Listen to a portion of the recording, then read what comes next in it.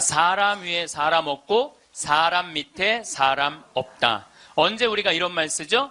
내가 사람 취급 못 받을 때. 근데 대한민국에 보면은 돈 있고 권력 있는 사람들이 돈 없고 권력 없는 사람들을 무시하는 경향이 너무나 커요. 대한민국은요, 돈 있으면요, 갑질을 너무나 많이 해요. 어쨌든 70살 먹은 아줌마가, 부자 동네 아줌마가 1층에 있는 경비 아저씨를 베란다 창문을 열고 부른대요. 어이 경비.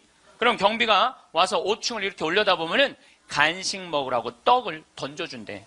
5층에서 1층으로. 여러분들, 개한테도 5층에서 1층에 던져주면 안 돼요. 저는 제가 키우는 개가 있는데 간식을 줄 때 어떻게 하느냐면 손바닥에 올려놓고 드시라고 이렇게 제가 개한테도 드시라고 내가 이렇게 줘요. 하물며 사람한테 5층에서 1층으로. 제가 그 후기를 좀 읽어보니까 그 경비 아저씨하고 친했대요. 친해서 장난으로 그랬다는 거예요. 여러분들, 본인은 장난일 수 있지만 1층에서 받아먹는 사람은 장난이 아니에요. 본인은 장난일 수 있지만 그것도 꼭 유통기한 지난 걸 줬다는 거. 유통기한 지난 거. 이게 사람 위에 사람 있고 사람 밑에 사람 있는 거죠. 오죽하면은 분신 자살을 했겠어요. 우리 마음 안에는 천사와 악마가 동거합니다.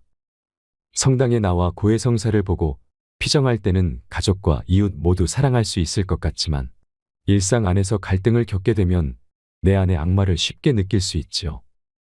예수님께서도 악마의 유혹을 받으셨습니다. 40일 동안 단식하시고 배가 고플 때 당신이 하느님의 아들이라면 이 돌들에게 빵이 되라고 해보시오 하는 유혹을 받으셨습니다. 우리가 세상에 살면서 가장 많이 받는 유혹은 돈에 대한 유혹입니다. 30년 동안 일해서 3억 원을 모았다고 가정해 볼까요? 국민연금 가입을 해두면 한 달에 100만 원씩 죽을 때까지 쓸 수 있는 돈입니다. 하지만 사람들은 현금 3억 원이 생기면 어떻게 불릴 것인가 고민을 시작합니다. 펀드나 주식에 투자하면 1년 안에 2배 이상이 될 것이라는 유혹에 넘어가 결국 재산을 날리게 되는 사람들을 많이 보게 됩니다.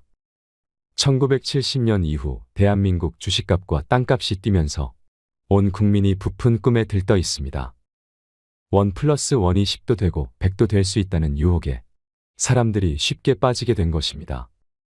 아프리카에는 원숭이를 잡는 비법이 있습니다.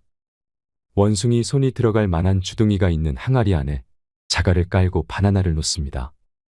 그 안에 있는 바나나를 잡으면 주먹이 커져 항아리에서 손이 빠지지 않습니다. 바나나를 놓으면 항아리에서 손이 빠지는데 바나나를 놓기 싫어서 무거운 항아리를 들고 온종일 뛰어다니다 지친 원숭이를 잡아먹습니다. 우리 가운데에도 바나나를 놓지 못하는 사람들이 많습니다. 주식이나 땅과 같은 재물, 이러지도 못하고 저러지도 못하는 것들을 지금 놓으면 제일 행복합니다. 우리는 마음의 욕심 때문에 악마의 유혹에 쉽게 넘어가게 되는 것입니다. 유혹 중에 가장 무서운 유혹은 자식 욕심이라고 합니다. 아메리카 원주민들은 자식이 태어나면 별에 봉헌합니다. 별처럼 많은 행복한 추억을 가지고 살았으면 좋겠다는 생각에서입니다. 또는 우리 아이가 건강하게 뛰놀기를 바라는 마음으로 들판에 봉헌합니다. 그러나 우리나라 엄마들은 아이들을 학원에 봉헌합니다. 임신하는 순간 하느님께 감사하며 아이의 행복을 빌기보다 부모가 원하는 행복을 빌지요. 부모가 계획한 틀에 맞춰 명문대 진학을 목표로 어려서부터 교육이 이루어집니다. 유아교육학자들이 말한 바로는 언어와 숫자를 인지할 수 있는 좌뇌가 발달하는 시기는 6살부터라고 합니다. 하지만 우리나라 부모들은 5살까지 한글과 숫자 교육을 하느라 여념이 없습니다. 마음 급한 부모들이 온 집안에 가나다와 ABC로 도배해 놓은 탓에 창문으로 세상 구경을 하고 싶은 아이들은 숫자와 글자에 갇혀 영아기를 보냅니다. 아이가 자랄수록 부모의 기대치를 채우지 못하면서 관계는 악화됩니다. 어렸을 때 똑똑하다고 생각했던 자식이 지방 대학에 진학하게 될 때 부모의 상실감 회복은 더욱 어렵습니다. 그래서인지 부모와 자녀 사이가 가장 나쁜 세대가 대학생입니다. 처음부터 아이가 태어난 모습대로 원하는 것을 찾아 살도록 이끌어줬다면 20년간 사랑이 차곡차곡 쌓였을 것입니다. 결국 부모 욕심 때문에 자녀와 사랑을 쌓을 시간을 놓쳐버리는 것입니다. 우리는 욕심을 버려야 합니다. 돈이면 다 되는 세상이라고 생각하는 욕심, 자식이 내 마음대로 해주길 바라는 욕심, 세상 모든 사람이 나를 사랑해야 한다는 욕심, 이런 욕심들을 모두 내려놓아야 비로소 편해질 수 있습니다. 행복한 노후를 보내려면 노후의 지혜를 깨달아야 합니다. 오늘은 황창현 신부님의 행복 특강을 통해 우리 삶을 어떻게 껴안아야 하는지 듣겠습니다. 영상이 마음에 드신다면 구독과 좋아요, 알림 설정 부탁드립니다.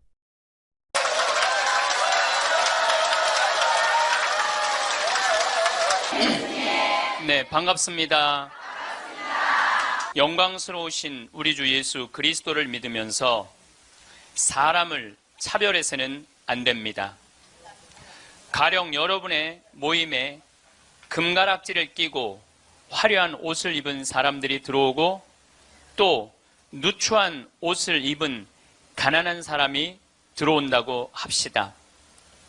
여러분이 화려한 옷을 걸친 사람을 쳐다보고서는 선생님은 여기 좋은 자리에 앉으십시오 하고 가난한 사람에게는 당신은 저기 서 있으시오 하거나 내 발판 밑에 앉으시오 한다면 여러분은 서로 차별하는 것이 아니겠습니까?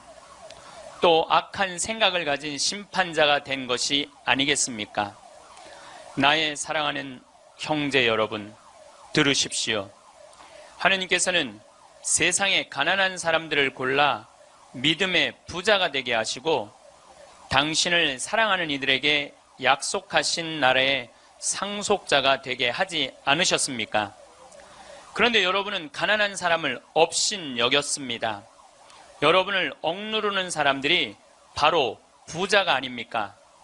여러분을 법정으로 끌고 가는 자들도 그들이 아닙니까? 여러분이 받드는 그 존귀한 이름을 모독하는 자들도 그들이 아닙니까? 우리말에 이런 말이 있습니다. 사람 위에 사람 없고 사람 밑에 사람 없다. 언제 우리가 이런 말 쓰죠? 내가 사람 취급 못 받을 때. 근데 대한민국에 보면은 돈 있고 권력 있는 사람들이 돈 없고 권력 없는 사람들을 무시하는 경향이 너무나 커요. 이번에 미국의 프란치스코 교황님께서 방문을 하셨어요. 교황님은 항상 전용기가 없으시기 때문에 그 나라 비행기를 타고 가세요. 우리나라는 대한항공을 타고 오셨죠. 이번에 미국에 갈 때는 아메리칸 에어라인을 타고 가셨어요. 근데 교황님이 딱 비행기를 타자마자 승무원들한테 이렇게 부탁을 하셨다고 그래요. 나는 미국으로 가는 내내 어떠한 특별한 대우도 원하지 않는다. 나를 여기 있는 모든 탑승한 모든 승객하고 똑같이 대해줘라. 거기에는 무슨 추기경도 탔을 거고 기자단도 탔을 거고 수행원도 탔을 거예요. 근데 교황님은 특별한 대우를 원하지 않으셨다고 그래요. 그리고 교황님은 내릴 때 정말로 여러분들한테 감사하다고 승무원들한테 감사의 인사도 잊지 않으셨다고 그래요. 13억 명의 대표가 우리 프란치스코 교황님 아니야. 가톨릭 신자가 지금 13억 명이니까. 그런데 그 대단한 분이 어떠한 특별한 대우도 원하지 않는다고. 그래서 그 교황님을 수행한 승무원들이 마지막에 후기를 쓴 거를 제가 읽었는데 자기네들은 너무 특별한 대우를 원하지 않았던 그 교황님을 모시고 가면서 인생의 최대의 비행을 했다고 그래요. 너무너무 감동을 받았다고 그래요. 이렇게 세계 최고의 교황님도 특별한 대우를 원하지 않으셨는데 모 항공사의 부사장은 땅콩 안 까줬다고 매뉴얼 판으로 자기 직원, 자기 돈을 벌어주는 사람이야. 고마운 사람이죠. 자기 직원 손가락 마디를 때리고 무릎을 꿇치고 그 다음에 강제로 용서를 청하라고 그랬다는 거예요. 그리고 그것도 모자라니까 어떻게 비행기를 돌려서 그 중요한 사무장을 비행기에서 내리게 했다는 거예요. 이게 바로 사람 위에 사람 있고 사람 밑에 사람 있는 거죠. 대한민국은요, 돈 있으면요, 갑질을 너무나 많이 해요. 여러분들 갑질 얘기 참 많이 들으셨죠? 백화점에서 근무하는 분들, 은행에서 근무하는 분들, 병원에서 근무하는 분들, 심지어 전화 마케팅 하는 분들, 이런 분들이 우리나라에 지금 몇 명이 일을 하느냐 하면 700만 명 정도가 일을 해요. 그 700만 명들은 매일매일 무시를 당하고 살고 있는 거예요. 그러니까 수많은 사람들이 매일매일 무시를 당하고 있는 거죠. 그런데 우리들이 이 인생을 살아가면서 사람을 무시하라고 그런 권한을 받은 적이 한 번도 없어요. 사람을 존중하라고 우리는 예수님한테 가르침을 받았죠. 작년에 서울의 한 부자 동네에서 70살 먹은 아줌마가 70살 먹으면 아줌마예요, 여러분들. 예. 아, 웃을 일이 아니에요. 예. 이번에 유엔에서 나이 재정립이 나왔어요. 나이 재정립이 나왔는데 1살서부터 17살을 미성년이라고 그래요. 미성년. 예. 미성년 17살을 18살서부터 65살을 청년이라고 그래요. 청년. 이거는 제가 한 얘기가 아니고 유엔에서 한 얘기예요. 유엔에서 65살까지는 청년이라고 그래요. 나는 65살 미치다 한번 손 들어보세요. 이렇게 청년이 많아 지금. 여기에 청년이 엄청나게 많이 온 거예요. 우리 교회에 청년이 없다고 많은 교회 지도자들은 걱정을 합니다. 근데 저는 걱정할 일이 아니라고 생각해요.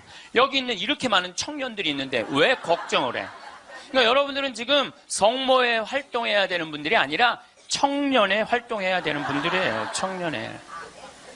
만약에 내가 65이 돼서 애도 다 키웠고 결혼도 다 시켰고 나는 이제 늙었다. 65이 나는 늙었다. 이렇게 생각하는 분은 불행한 분이에요.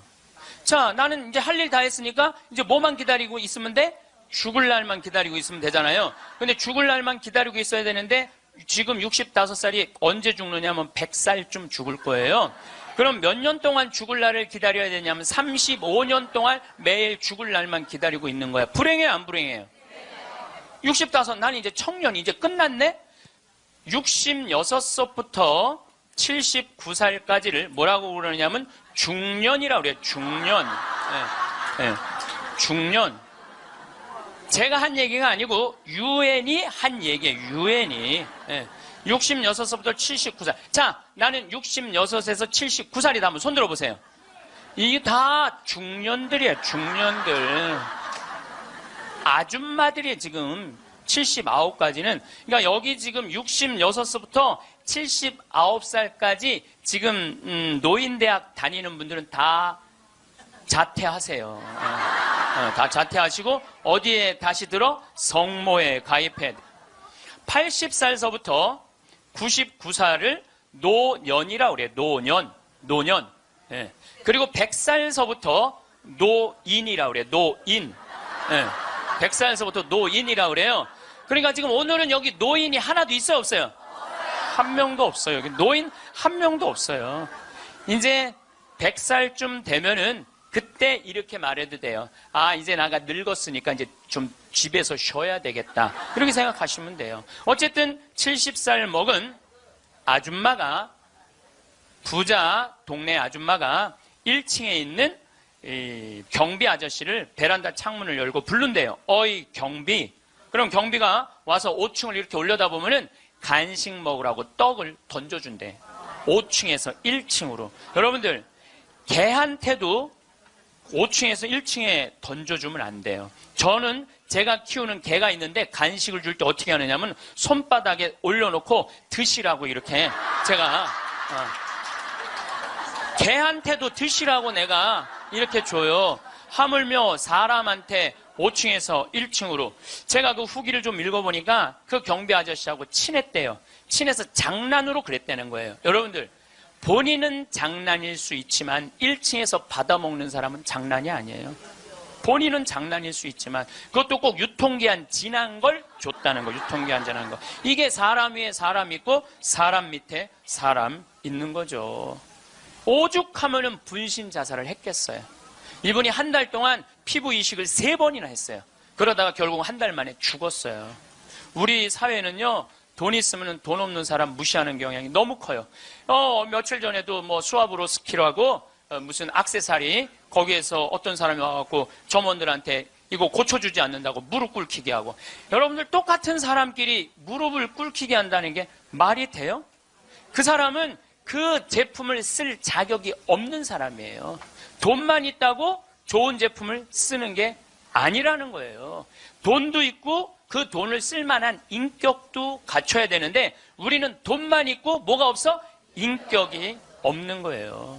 사람 무시하지 말라고 누가 가장 가르치셨어요? 예수님이에요. 예수님은 마태복음 25장에 이렇게 말씀하세요. 양떼, 염소떼 나눠놓고 양떼들한테 이렇게 말씀하세요. 너희는 하늘나라를 차지해라. 우리가 뭘 잘했다고 하늘나라를 차지합니까? 너희들은 내가 목말랐을 때, 굶주렸을 때, 헐벗었을 때, 병들었을 때, 감옥에 갇혔을 때, 나그네 되었을 때 따뜻하게 맞이해줬다. 주님, 우리가 언제 그랬습니까? 그러니까 예수님 이렇게 말씀하세요. 너희 형제 중에 가장 보잘것없는 사람 하나에게 해준 게 곧 내게 해준 것이다. 혹시 여러분들 노숙자의 집에 가갖고 노숙자들한테 식사를 한번 대접했어. 그러면은 그 노숙자한테도 대접했지만은 누구한테도 대접한 거야? 그렇죠. 노숙자 안에 있는 예수님한테도 대접한 거예요. 그러니까 그걸 다 대접받았던 예수님은 마지막 날에 그 대접받은 걸 다 갚은 거예요. 근데 여러분들이 병든 사람, 감옥에 갇힌 사람, 노숙자들한테 한 번도 대접해 준 적이 없어. 마지막 날 예수님한테 받을 거 있어요, 없어요? 없어요. 지금 어려운 이웃한테 잘 베풀어 준 사람은 나중에 가서 예수님한테 따질 수 있어. 내놓으라고. 내가 해준 거. 해준 거 내놓으라고 따질 수 있어요. 예수님 마태복음 25장에 말씀하셨기 때문에. 근데 왼편에 있는 사람한테는 예수님이 이렇게 말씀하세요. 악마와 그의 졸도들을 가두려고 준비한 영원히 꺼지지 않는 불 속으로 들어가라. 우리가 뭘 잘못했다고 그럽니까? 그냥 예수님이 이렇게 말씀하세요. 너희들은 내가 목말랐을 때, 굶주렸을 때, 헐벗었을 때, 병들었을 때, 감옥에 갇혔을 때, 나그네 되었을 때 따뜻하게 맞이하지 않았다. 주님, 우리가 언제 그랬습니까? 그러니까 예수님이 이렇게 말씀하세요. 너희 중에 가장 보잘것없는 사람 하나에게 해주지 않은 것이 곧 내게 해주지 않은 것이다. 자, 여기 계신 여러분 모두 안에 지금 예수님 계세요, 안 계세요? 계세요. 여러분들 무시당하면 돼요, 안 돼요? 안 돼요. 여러분들이 잘나서 무시당하면 안 되는 게 아니라 여러분들 안에 계신 예수님 때문에 무시당하면 안 돼요. 자기 자존심을 지키는 거는 여러분들은 예수님이 거하는 성전이기 때문에 여러분들 자존심을 지켜야 돼요. 저는 이번에 아주 굉장히 슬펐다가 너무너무 멋있는 사장님을 하나 만났어요. 도시락 업체, 그것도 미국에서 와서 우리나라에서 사업을 하는 도시락 업체 사장님인데 우리도 고객을 존중해야 되지만 고객도 우리를 존중해 주지 않으면 내쫓겠다 이거예요. 그 선언서를 제가 읽어드릴게요. 제목이 참 재미나요. 공정 서비스 권리 안내. 우리 직원이 고객에게 무례한 행동을 했다면 직원을 내보내겠습니다. 그러나 우리 직원에게 무례한 행동을 하시면 고객을 내보내겠습니다. 참 멋있죠? 우리 부관장 신부님이 로마 유학 갔다 오신 분이에요. 그런데 저녁에 맥주집에 이제 뭐 신학생 때 갔으니까 맥주 막 먹을 때잖아요. 맥주를 먹으니까 떨어지면 뭐라 그래? 웨이터, 웨이터 계속 불렀대요. 그랬더니 사장이 딱 오더니 나가라고 그러더래요. 왜 나가냐고 그러니까 왜 우리 직원을 종부리듯 부리느냐고. 술 떨어진 거 알면 우리가 찾아가고 필요한 거 있느냐고 물어볼 텐데 왜 내 직원을 종부리듯 부리느냐고. 이렇게 종부리듯 부리는 당신은 여기서 맥주 먹을 자격 없다고 나가라고. 근데 이게요 유럽도 그러고 미국도 그래요. 미국도 가면은요 아줌마 못 불러요. 올 때까지 기다려야 돼. 근데 우리는 내가 돈 주고 부린다고 식당에 가서 어떻게 해? 아줌마 왜 안 갔다 와? 안 갖고 와? 이게 종부리듯 부리는 거예요. 이 뒷말이 더 멋있어요. 상품과 대가는 동등한 교환입니다. 우리 직원들은 훌륭한 고객들에게 마음 깊이 감사를 담아 서비스를 제공하겠지만 무례한 고객에게까지 그렇게 응대하도록 교육하지는 않겠습니다. 그러니까 무례한 고객한테 죄송합니다, 죄송합니다. 그렇게 안 가르치겠다는 거예요. 당신은 물건 살 자격 없으니까 나가라고 가르치겠다는 거예요. 우리 직원들은 언제 어디서 무슨 일을 하든지 항상 존중을 받아야 할 훌륭한 젊은이들이며 누군가에게는 금쪽 같은 자식이기 때문입니다. 직원에게 인격적 모욕을 느낄 언어나 행동, 큰 소리로 떠들거나 아이들을 방치하여 다른 고객들을 불편하게 하는 행동을 하실 경우에는 저희가 정중하게 서비스를 거부할 수 있음을 알려드립니다. 사장이 이렇게 딱 써놓은 거예요. 앞에다가. 얼마나 멋있는지 몰라요. 그러니까 예수님도 어느 누구도 함부로 대하지 말라는 거. 어느 누구도. 또 마태복음 18장 10절에 이런 말씀을 하세요. 너희 중에 가장 작은이라도 업신 여기지 말아라. 왜냐하면 그의 수호천사가 하늘에서 매일 아버지의 얼굴을 뵙고 있다 그래요. 수호천사가. 여기 계신 분들 이렇게 말씀하시는 분들 계세요. 나는 지질이 복도 없는 년이라고. 나는 남편 복도 없고 자식 복도 없는 지질이 복도 없는 년이라고. 그 지질이 복도 없는 년도 수호천사가 한 분씩 다 있다는 얘기예요. 수호천사가 한 분씩 다 있는 거예요. 그러니까 여기 계신 여러분들 전부 지금 수호천사 있어요, 없어요? 있어요. 여러분들 언제 수호천사가 여러분들 가장 곁에 있느냐면 여러분들이 성체 영화로 나올 때 수호천사가 항상 여러분들을 수호하고 나온다는 거예요. 여러분들 대단한 분들이에요. 수호천사 한 분씩 다 거느리고 있으니까. 그러니까 무시당하면 돼요, 안 돼요? 무시당하면 안 돼요. 예수님은 이 세상에 오셨을 때도 가진 자 편에 서지 않고 가지지 못한 자 편에 서세요. 부처님 아버지는 직업이 뭐죠? 부처님 아버지는 왕이었어요. 공자님 아버지는 관리였어요. 마호메트 아버지는 큰 부자 상인이었어요. 물론 마호메트 엄마가 뱃속에 있을 때 돈 벌러 나갔다 죽어요. 그래갖고 마호메트는 유복자. 예수님 아버지는 직업이 뭐예요? 목수. 내가 신학교 다닐 때 신론 배울 때 예수님 아버지는 성부라고 예수님 아버지 직업은 하느님이었어요. 하느님. 예수님 양아버지 직업은 뭐예요? 목수예요. 2000년 전에 목수는 하루에 2끼 정도 먹었다고 그래요. 그러니까 가난한 집에 태어나신 거예요. 예수님은. 굳이 당신이 선택해서 올 수 있었는데 굳이 가난한 집에 택해서 오신 이유는 뭐냐면 가난한 이들과 함께 하겠다는 거예요. 그리고 당신 태어날 때 천사들이 누구를 초대하느냐면 목동들을 초대해요. 야, 삼왕은 자기네들이 찾아온 거고 예수님이 초대한 건 누구냐 하면은 목동들이에요. 저기 대단한 분 태어났으니까 가봐라. 그래갖고 예수님한테 처음으로 인사를 한 사람들은 목동들이야. 우리가 알퐁소 토대의 별이라는 책을 읽어갖고 목동을 굉장히 낭만적인 사람들로 알고 있는데 중동에 가보면요 세상에 더러운 게 목동이에요. 그래서 목동하고 상대하지 말라 그래. 도둑놈들이라고. 상대하지 말라 그래. 왜냐하면 한번 풀두루로 염소 풀두루로 나가면은 한 달을 돌아다녀야 되거든요. 그러니까 한 달 동안 내가 가서 보니까 머리에 떡을 칠하고 다녀요. 먹을. 냄새가 얼마나 나는지 몰라. 또 밤낮에 기온차가 많으니까 옷을 몇 겹을 입고 한 달 동안 안 빨고 그것만 입고 다니는 거예요. 그 더럽고 냄새나는 목동들을 예수님은 첫 손님으로 초대한 거예요. 이게 누구를 초대하겠다냐? 보잘것없는 사람들을 귀하게 여기겠다는 거예요. 그리고 당신 활동하실 때는 앞 못 보는 사람, 듣지 못하는 사람, 말하지 못하는 사람, 팔 오그라드는 사람, 등 굽은 여자, 다리 오그라드는 사람, 몸 썩어가는 나 환자, 몸 파는 여자, 나라 팔아먹은 세리들이랑 먹고 마시고 놀았다고 그래요.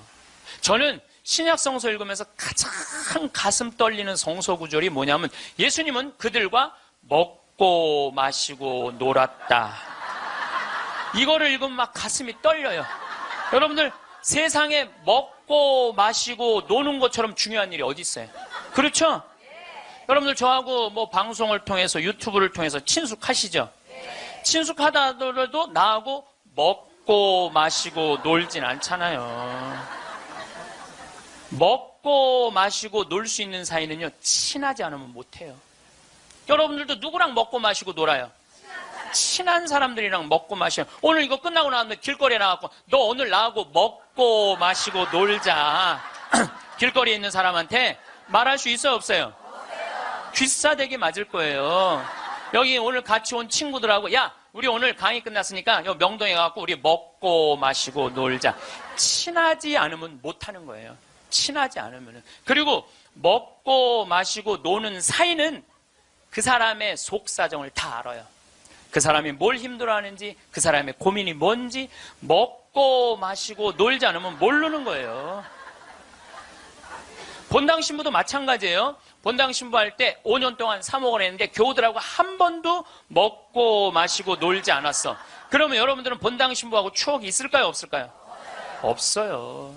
이게 웃을 일이 아니에요. 루카복음 7장 8절에 예수님은 먹보요 술꾼이라고 그래요. 먹보요 술꾼이라.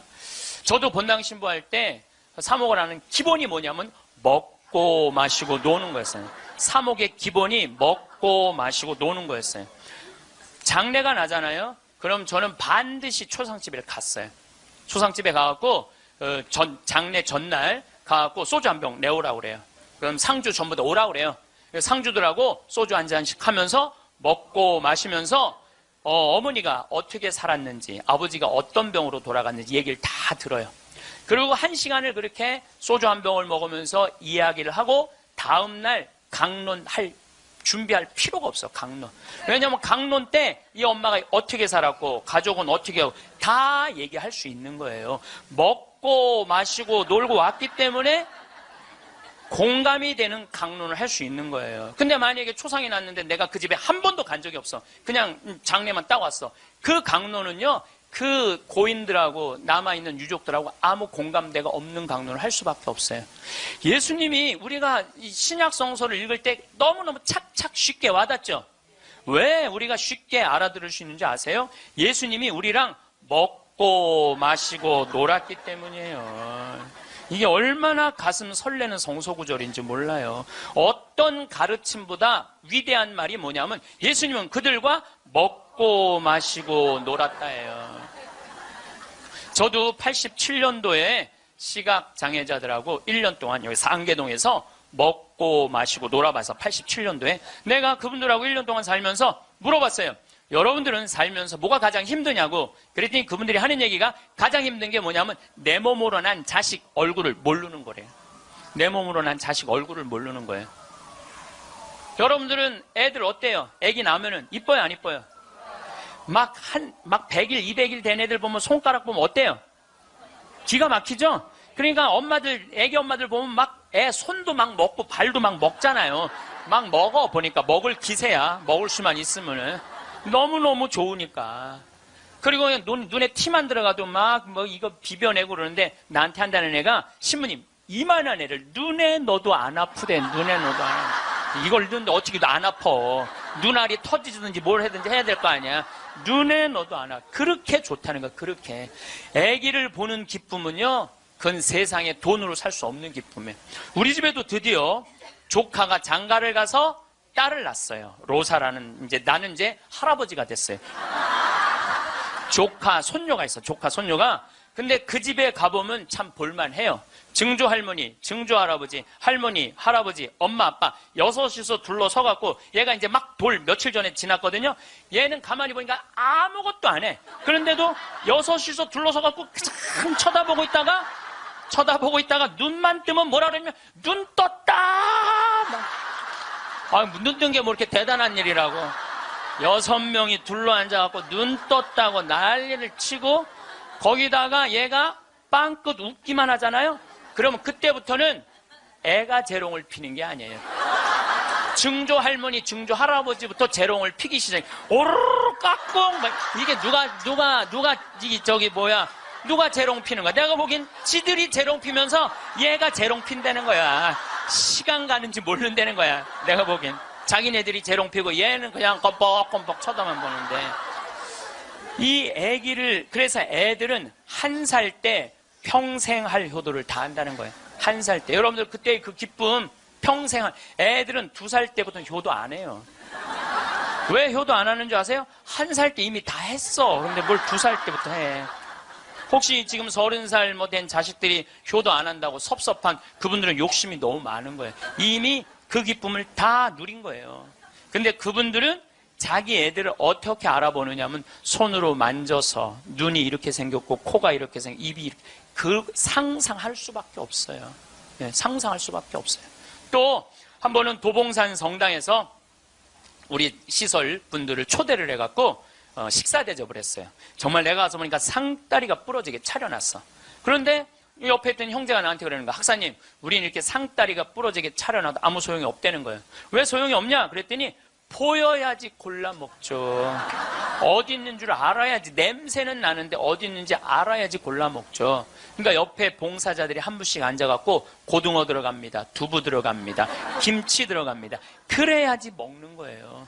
근데 우리 생태마을에 딱 음식 차려놓으면은 막 김치, 뭐 고등어 막 이제 묵은지 절여놓은 거 보면 막 이분들 막 입에 군침이 돈대. 딱 보면은 막 깍두기 쫙 빨갛게 해놓고 막 김치찌개 두부 딱 올려주면 입에 군침이 돈다는 거예요. 우린 눈으로 먹는 거예요, 먼저. 눈으로 먹고 입에 군침이 도는 거예요. 이걸 영어로 뭐라고 그러냐면 My mouth is watering 그래요.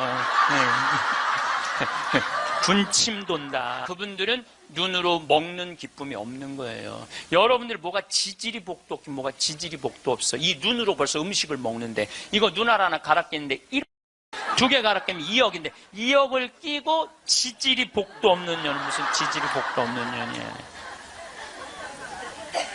또 87년도는 인천에서 수원에서 전철이 전부 다 의정부로 갔어요. 그때만 해도 우리 시각장애자들이 전철에서 바구니 들고 어두운 밤에 깜깜한 밤에 이러고 가면은 500원씩 1000원씩 줬어요. 기억나시죠? 네.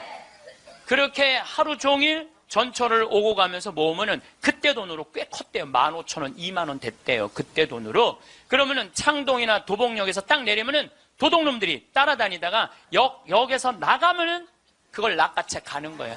그걸 낚아채 가는 거예요. 그럴 때 너무너무 속상하다는 거. 너무너무 화가 나. 하루 종일 고생한 건데. 그러니까 누굴 데리고 나가느냐면 5학년, 6학년, 중학교 1학년 된 자기 애들을 데리고 나가는 거예요. 자기 애들은 그거 일 나가는 게 죽기보다 싫은 거예요. 매일 우리 시설 마당에서 애들이 울어. 너 왜 울어? 그러면 자기 일 나가기 싫다는 거예요. 네가 무슨 일을 나가는데? 애들이 얘기해 주는 거예요. 낚아채 갖고 엄마 아빠가 나 데리고 나간다고. 그럼 엄마 아빠 손 잡고 지팡이 잡고 전철 안에 왔다 갔다 하는 거 걔네들이. 그러면 수원이나 인천은 아무 상관없대요. 창동이나 도봉역에 딱 그 전철을 지나갈 때 되면 누굴 만나냐면 반 친구들을 만나는 거야. 반 친구들이 그걸 보고 다음날 학교 가서 다 소문을 내는 거예요. 제 엄마 손잡고 구걸하러 다닌다고. 얼마나 그 나이에 자존심이 상해요. 그러니까 내가 그들과 1년 동안 먹고 마시고 놀지 않았으면 그분들의 아픔을 몰랐을 거예요. 예수님은 이 세상에 오셔서 3년 동안 정말 가지지 못한 사람이나 가진 사람이나 누구하고 먹고 마시고 놀았어요. 그러니까 강생이라는 말 참 많이 듣죠. 예수님은 이 세상에 강생하셨다. 그냥 몸만 오신 게 아니에요. 삶 자체로 이 세상에 들어오신 거예요. 그래서 우리랑 먹고 마시고 놀면서 우리가 고민하는 게 뭔지, 우리가 힘들어하는 게 뭔지 너무너무 잘 아셨어요. 그래서 예수님은 특별히 아픈 사람들, 병든 사람들 고쳐주는 거 주저하지 않으셨어요. 다 고쳐주셨어요. 그리고 최후의 만찬 때 마지막 날 제자들의 발을 씻어주고 난 다음에 예수님이 이렇게 말씀하세요. 요한복음 13장에 내가 너희들을 사랑하였듯이, 사랑한다는 게 뭐냐면 너희들과 먹고 마시고 놀면서 너희들을 위로했듯이 너희도 서로 사랑하여라. 이게 마지막 날 유언이야. 서로 사랑하라는 게. 그런데 지금 한국에는 크리스찬이 2천만이 있어요. 개신교 1,500만, 가톨릭 500만. 크리스찬이라는 건 뭐냐면 그리스도처럼 살겠다는 거예요. 여기 계신 여러분들 전부 왜 세례받았냐면 그리스도처럼 살라고 세례받은 거야. 그러면 이 대한민국에 2천만 명의 그리스도가 살고 있는데 요즘 대한민국에 보면 2천만 명의 그리스도인이 살고 있는 것 같아요? 아니죠? 예수님이 서로 사랑하라고 말하고 간 적이 없는 것 같아. 예수님이 이렇게 말하고 가신 것 같아. 너희들 서로 괴롭힐 수 있는 한 괴롭혀라. 이렇게 말씀하고 가신 것 같아요. 얼마나 서로 괴롭히는지. 작년 4월 6일 날 윤승주 일병이 죽었어요. 군대 간 지 4개월 만에 4명의 선임이 괴롭혀갖고. 근데 어떻게 괴롭혔느냐면 치약 한 통을 다 짜서 강제로 먹였다는 거야. 치약 한 통을 다 짜서. 그리고 가래침을 뱉고 그걸 핥아 먹으라고 그러고. 이게 사람이 할 짓이에요? 사람이 할 짓이 아니에요. 죽기 이틀 전에는 냉동 음식을 입에다가 집어넣고 얼굴을 때리고 밥알이 튀어나오면 다시 삼키라고 그러고 핥아서. 결국은 기도가 막혀서 죽었다고 발표가 나왔어요. 그런데 윤승줄병 사돈 쪽에 정형외과 의사가 있어요. 젊은 애가 기도가 막혀 죽을 리가 없다. 한번 시신을 다시 보자. 시신을 꺼내봤더니 온몸에 피멍이 다 들은 거야. 이틀 동안 마대자루로 때린 거예요. 그래갖고 맞아 죽은 거예요. 쉽게 말하면 맞아 죽은 거예요. 잠도 안 재우고. 근데 윤승줄병은 군대 가기 전에 전액 장학생이었어요. 대학생이었는데. 그리고 과 대표였고. 이렇게 멀쩡한 아이가 군대 가갖고 죽은 거예요. 그래서 작년 내내 군대를 개혁한다고 난리를 치는데 저는 군대를 개혁해서 될 일이 아니에요. 여러분들 우리나라 애들은 군대 가기 전에 이미 다 망가져서 들어가요. 우리나라 중고등학교 애들 여러분들 남자애들 보면 눈빛 보면 어때요? 살벌하지 않아요? 이렇게 눈빛 딱 마주치면은 어떤 놈이야 걸리지 내가 오늘 가만히 안 놔둬 이런 기세예요. 우리나라 지금 중고등학교 남자애들은 극도의 스트레스 속에서 자라는 거예요. 왜? 경쟁 속에서 경쟁만 가르치고 협력, 이해, 양보, 사랑 이런 게 안 배워요. 경쟁, 출세, 1등만 배운 애들이야. 그러니까 눈에 도끼가 있는 거야 애들이. 그런 애들이 군대 가고 서로 괴롭히는 거예요. 그냥 이미 군대 가기 전에 망가진 거예요. 여러분들 텔레비전 보면 요즘 대한민국 뭔가 잘못 가고 있다는 생각 안 들어요? 뭔가 우리 지금 잘 가고 있어요? 잘 못 가고 있어요. 대한민국 건국이념은 뭐예요? 홍익인간 그건 4348년 전에 단군 할아버지가 한 얘기고 대한민국 건국이념은 뭐예요? 대한민국 건국이념은 뭐냐면 우리도 한번 잘 살아보세요. 돈이야 돈. 돈이라면요 무슨 짓이든 해요. 정말 지난 70년 동안 돈을 벌기 위해서 우리는 혈안이 돼 있었어요. 그리고 우리나라는 돈을 많이 벌었어요. 참 많이 벌은 나라예요. 전 세계 다녀보세요. 대한민국처럼 좋은 차 타고 여러분들처럼 이렇게 기가 막히게 멋있는 옷 입고 여러분들처럼 잘 먹는 나라 거의 없어요. 전 세계에서 10위 안에 들어요. 10위 안에 들어요. 참 잘 먹고 잘 살아요. 근데 무슨 영국의 옥스퍼드 대학 나오고 우리나라 기자가 이런 말을 했어요. 기적을 이룬 나라 기적을 이룬 나라, 기쁨을 잃은 나라. 기적은 이루었는데 너무너무 잘 살긴 하는데 기쁨이 없는 나라야. 전부 다 우리나라를 지금 그렇게 표현하거든요. 그리고 애들이 흙수저 물고 태어났다고.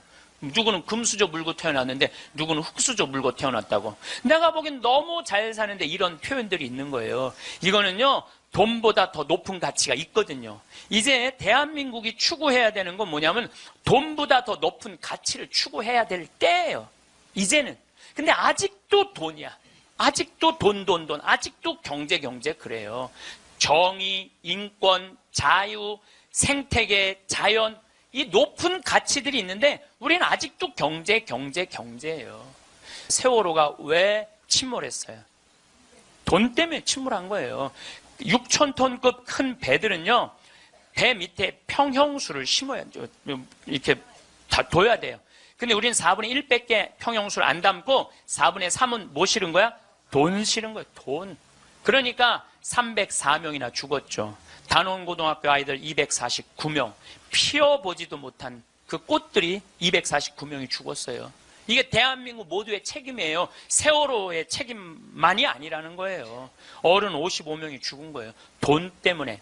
핀란드라는 나라는 건국이념이 뭐냐면 나눔이야, 나눔. 이 나라는 러시아의 100년 지배를 받아요. 100년 지배를 받으면서 독립을 해요. 국민들이 모여갖고 우리 진짜 잃었던 나라를 찾았으니까 이 나라를 어떻게 건설해 나갈 것이냐? 국민들이 그래요. 콩알 한쪽이라도 나눠 먹자. 그래서 이 나라는요.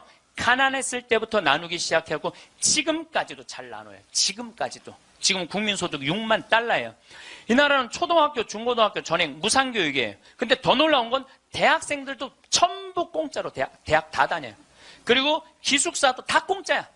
시골에서 헬싱키로 공부하러 올라왔어. 그러면은 기숙사비 다 국가에서 다 대줘요.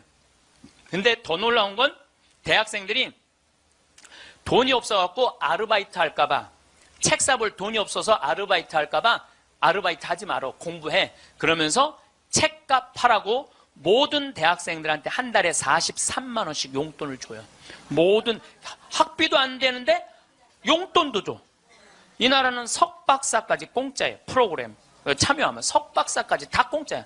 그러려면 뭘 많이 내야 돼? 세금을 많이 내야 되잖아요. 이 나라는 한 700만 원 정도 월급 받는 사람들이 세금을 얼마를 내냐면 320만 원 정도 내요. 이 정도 내야지 대학생들한테 용돈까지 주죠. 자, 이제 대한민국도 애들이 등록금 못 내갖고 지옥이라고 그러잖아요. 그러니까 이제 어른들 애들 대학생들 등록금 공짜로 해주기 위해서 700만 원 버는 사람들 320만 원 돈 내십시오. 낼 것 같아, 안 낼 것 같아요? 여기다가 빨간 띠 두르고 결사 반대. 박근혜 정부는 자폭해라 막 이러고 아마 할 거예요. 네.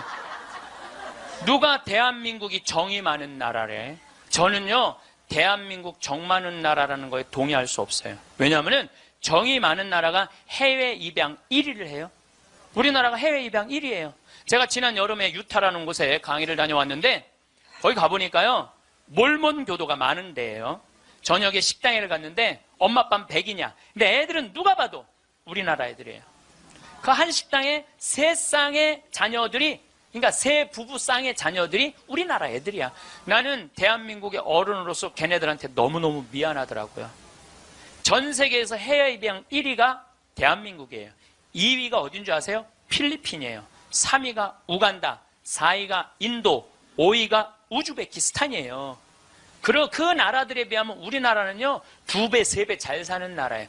2배, 3배 잘 사는 나라에서 해외 입양 1위를 하고 있는데 정이 많은 나라예요? 정 많은 나라 아니에요. 또 제가 요즘 잠비아 도와준다고 한 3년 동안 한 10억 정도 잠비아 도와줬어요. 가서 이제 농장도 한 20만 평 꾸며주고, 소도, 돼지도, 닭도, 옥수수밭도, 감자밭도 다 해놨어요. 근데 나한테 전화해갖고 이렇게 항의하는 분들 참 많아요. 대한민국에도 굶어 죽는 사람 많은데 뭐하러 아프리카까지 가서 도와주느냐고, 정신 있는 거냐 없는 거냐, 나한테 이렇게 전하는 분들 참 많아요. 여러분들, 우리나라가요, 6.25 전쟁 끝나고 난 다음에요, 미국에서요, 밀가루 받아서 먹고 살았어요. 밀가루. 그래서 우리 천주교하고 밀가루하고 인연이 많아요. 정부를 못 믿으니까 밀가루를 어디다 줬어? 성당에 다 갖다 줬어요. 그래서 성당에서 나눠줬어요. 그래서 옛날에는 밀가루 받아 먹으려고 세례 받는다 그래서 밀가루 신자라는 말까지 나왔어요. 그렇게 우리가 그 배고픈 시기를 미국에서 원조 받아갖고 버텨냈어. 그럼 세계에서 9번째로 1조 달러가 넘는 나라가 9나라인데 우리나라가 9번째 1조 980억 달러예요. 그렇게 잘 사는 나라가 아프리카의 나라 도와주는 건 당연한 거예요. 받았으면 줘야지. 받고 우린 꿀떡하고 끝나고 있어요. 근데 그게 OECD 국가 중에 가난한 나라 안 도와주기로 우리나라가 1등이에요.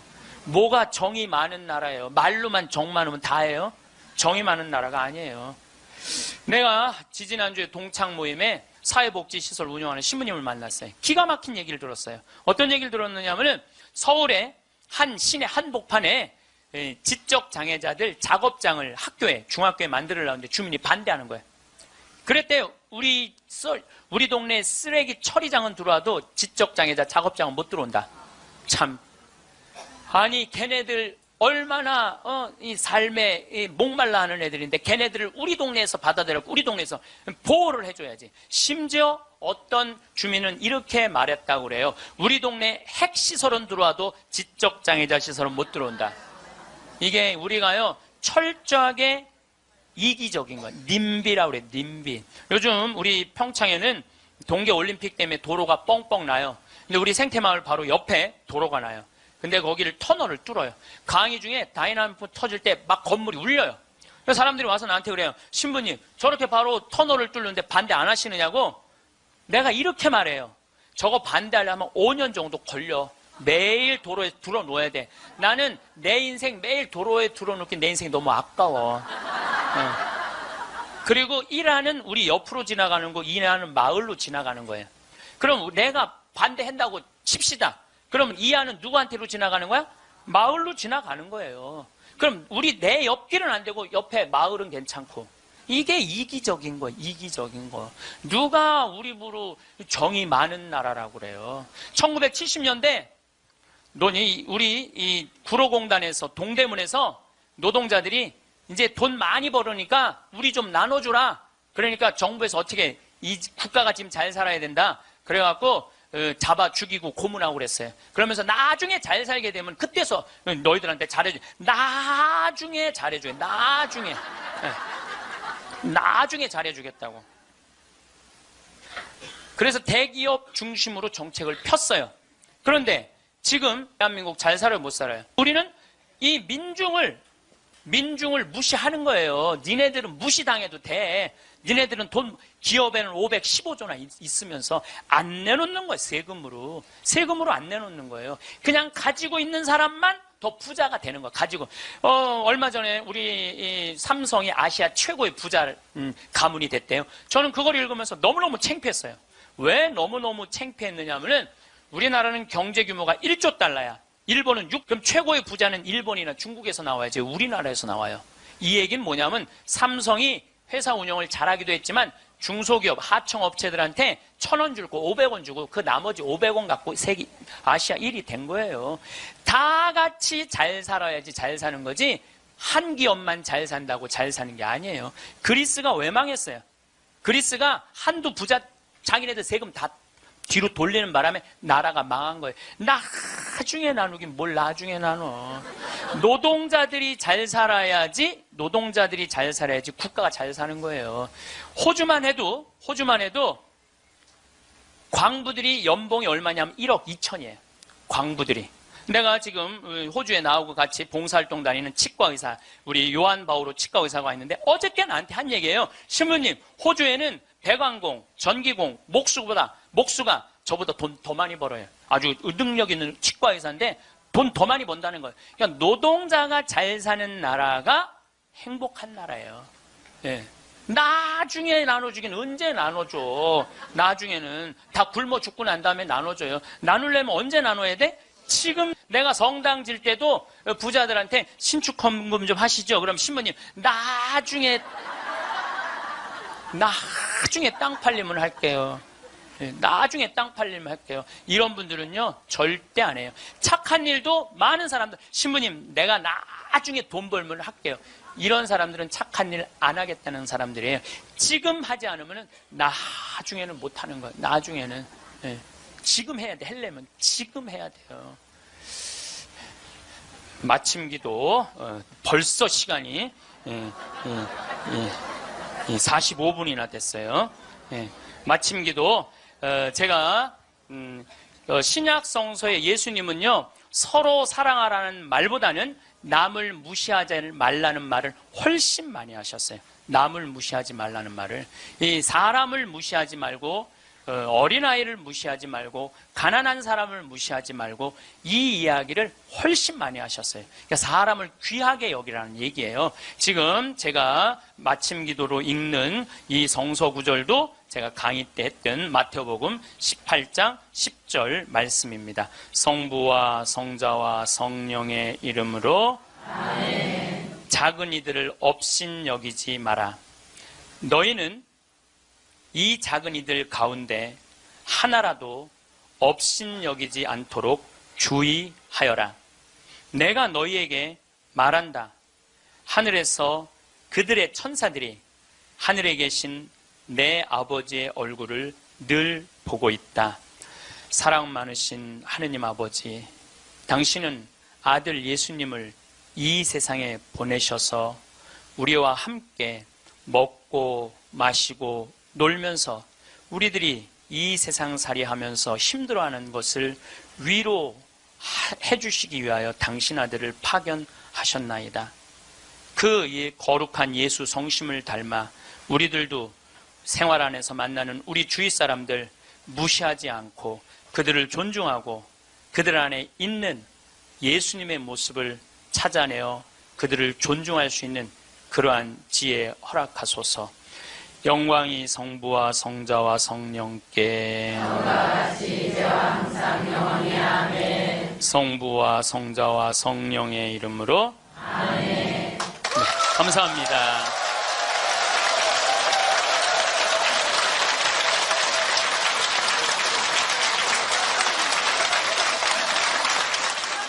황창현 신부님의 감의가 어떠셨나요? 여러분은 얼마나 평등한 세상 속에서 지혜롭게 사랑을 베풀며 살아가고 계신가요? 행복한 삶을 살아가기 위해 우리는 욕심을 버려야 합니다. 모든 인간을 사랑으로 평등하게 대우해야 합니다. 황창현 신부님께서는 사람 위에 사람 없고 사람 밑에 사람 없으니 차별하지 말라고 말씀하십니다. 내가 사람 취급을 못 받을 때 어떤 마음이 드나요? 우리는 아직도 갑질하며 상대에게 상처를 주고 상처를 받으며 살아가고 있습니다. 특히 대한민국은 돈이면 다 되는 세상으로 나아가고 있습니다. 돈 있고 권력 있는 사람들이 돈 없고 권력 없는 사람들을 무시하는 경향이 너무나 크지요. 돈 있다고 갑질하며 살면 그게 자신에게 부메랑이 되어 돌아옵니다.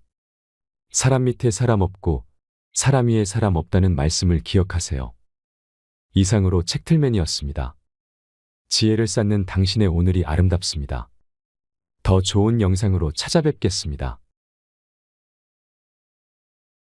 그 욕심을 끊임없이 부리는 사람은 끊임없이 망하는 거예요. 그러니까 안 되니까 주방에다가 주방장 안 되겠다. 그 사골 국물에 우유 풀어라, 우유. 예. 망하는 건 순식간에 망하는 거예요. 근데 여러분들 욕심 중에 진짜 무서운 욕심은요, 자식 욕심이에요. 돌대가리를 서울대학에 집어넣으려고 그러는 욕심. 이 욕심이요, 대한민국을 불행으로 만드는 거예요. 서울에 학교 다니는 애 단 한 명도 없어요. 6명이. 다 그렇게 지방대학을 저지하겠다고 저지방 우유를 그렇게 먹였는데도 다 저지방대학, 다 저지방대학. 저는 남하고 잘 비교하지 않아요. 왜냐하면 비교해도 내가 안 되는 게 너무 많아. 키도 조그마고 얼굴도 씹다 뱉은 수제비 같이 생기고 안 되는 게 너무 많은데, 물론 나름대로 괜찮죠. 네. 나름대로 괜찮은데 남하고 비교하는 순간부터 행복은 날아가는 거예요. 황창현 신부님의 행복 특강 시작하겠습니다. 영상이 마음에 드신다면 구독, 좋아요, 알림 설정 부탁드립니다. 황창현 신부님의 지혜로 사랑과 행복이 가득한 삶이 되시길 바랍니다.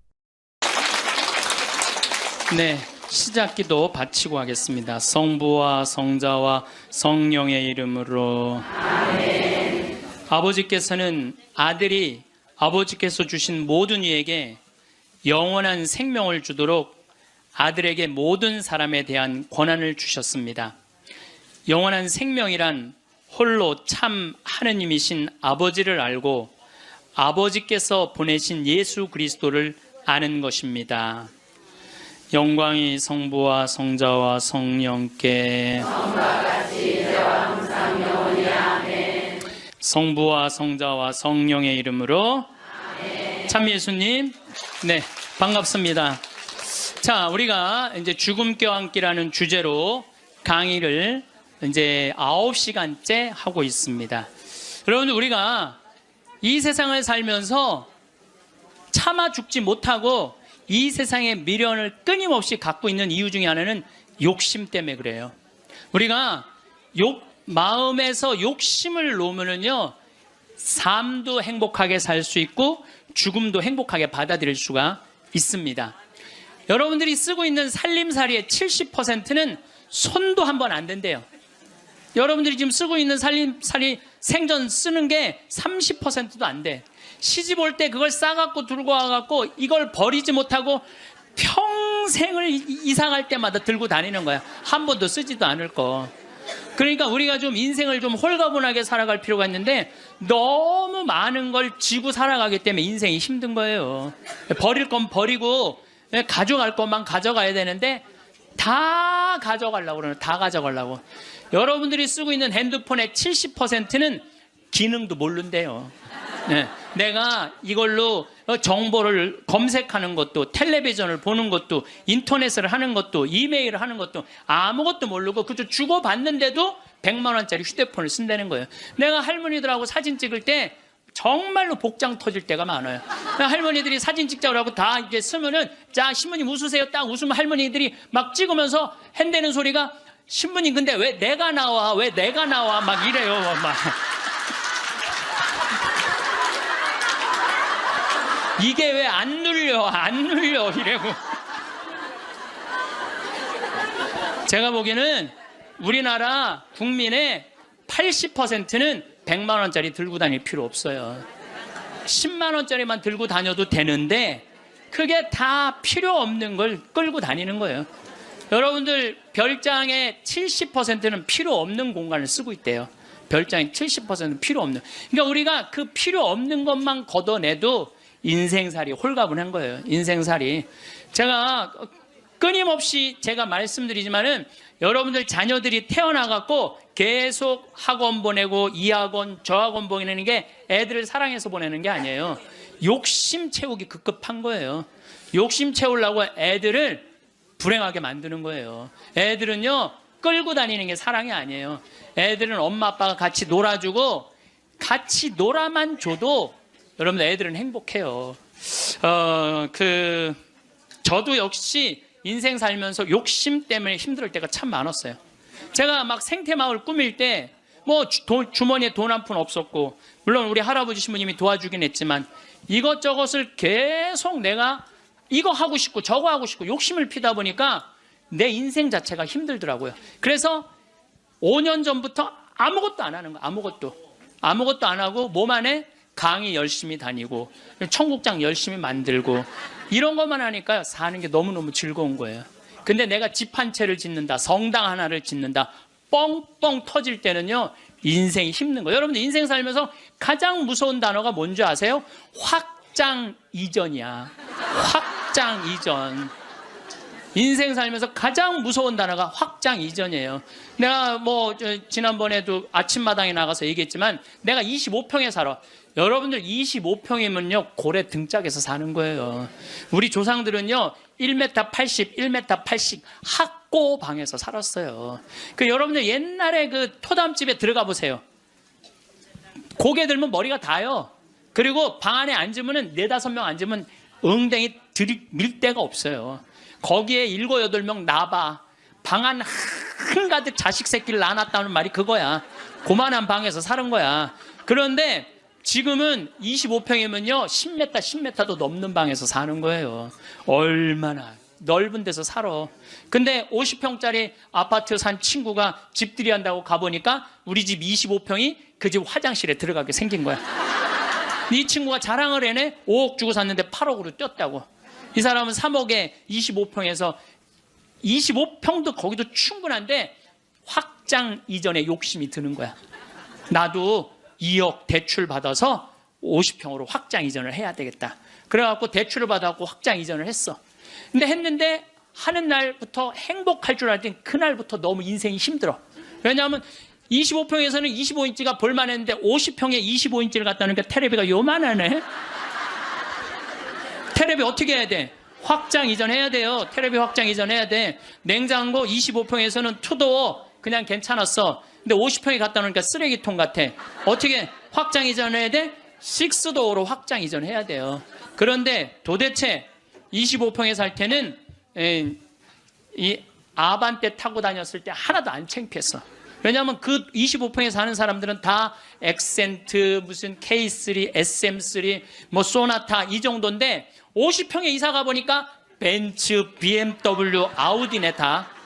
도대체 아반떼를 끌고 저녁 시간에 그 동네로 퇴근하고 싶지 않은 거야. 창피해서.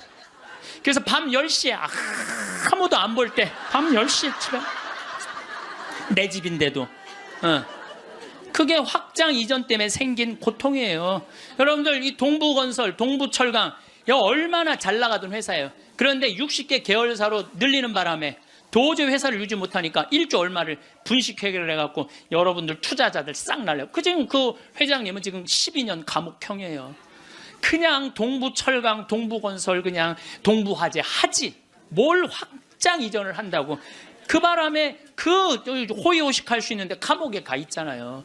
한순간에 무너지는 거야. 한순간에. 그러니까 여러분들도 인생 한순간에 무너지고 사기당하는 건요 뭐 때문에 그러는 줄 알아요?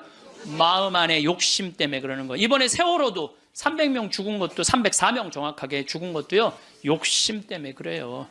이게요 나만 잘 살라고 그러는 욕심은 무서운 거야.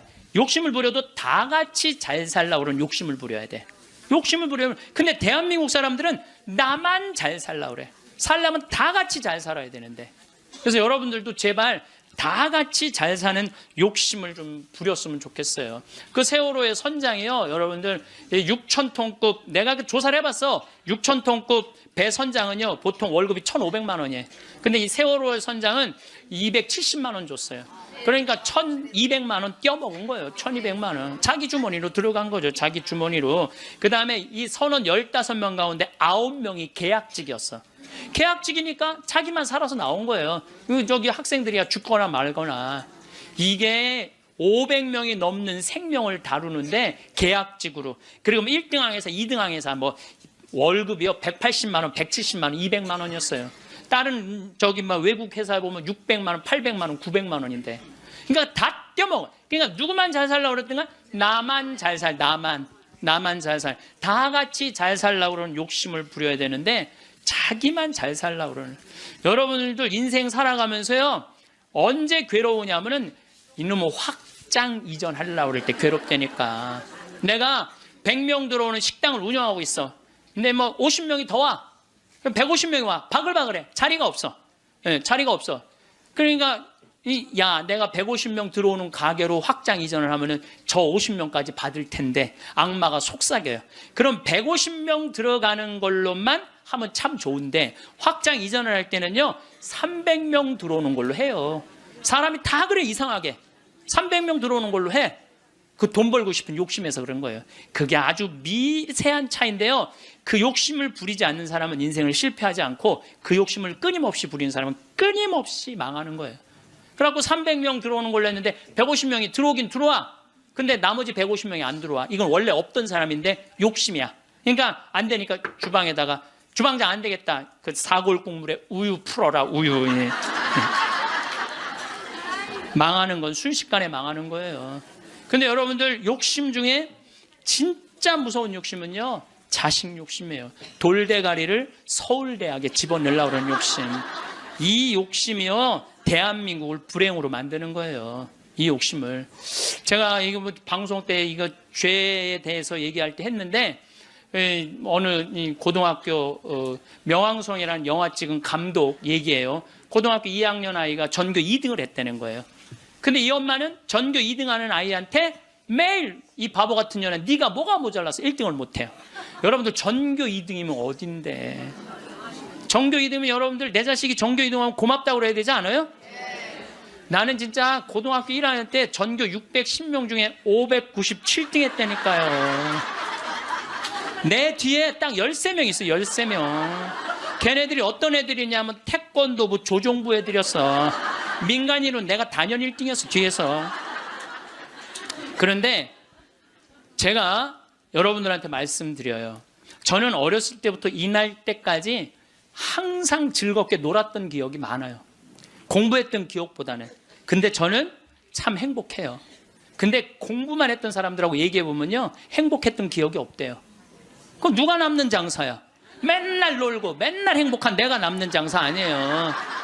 그게 남는 거예요. 그러니까 여러분들 자식들 공부 못한다고 구박할 게 아니라는 거예요. 행복한 길을 찾아주면 되잖아요. 고등학교 2학년 때 얘가 1등 아이가 시험을 못 봐갖고 어부지로 얘가 1등을 했어. 얘가 내자 써놓고 15층에서 뛰어내려 죽었잖아요.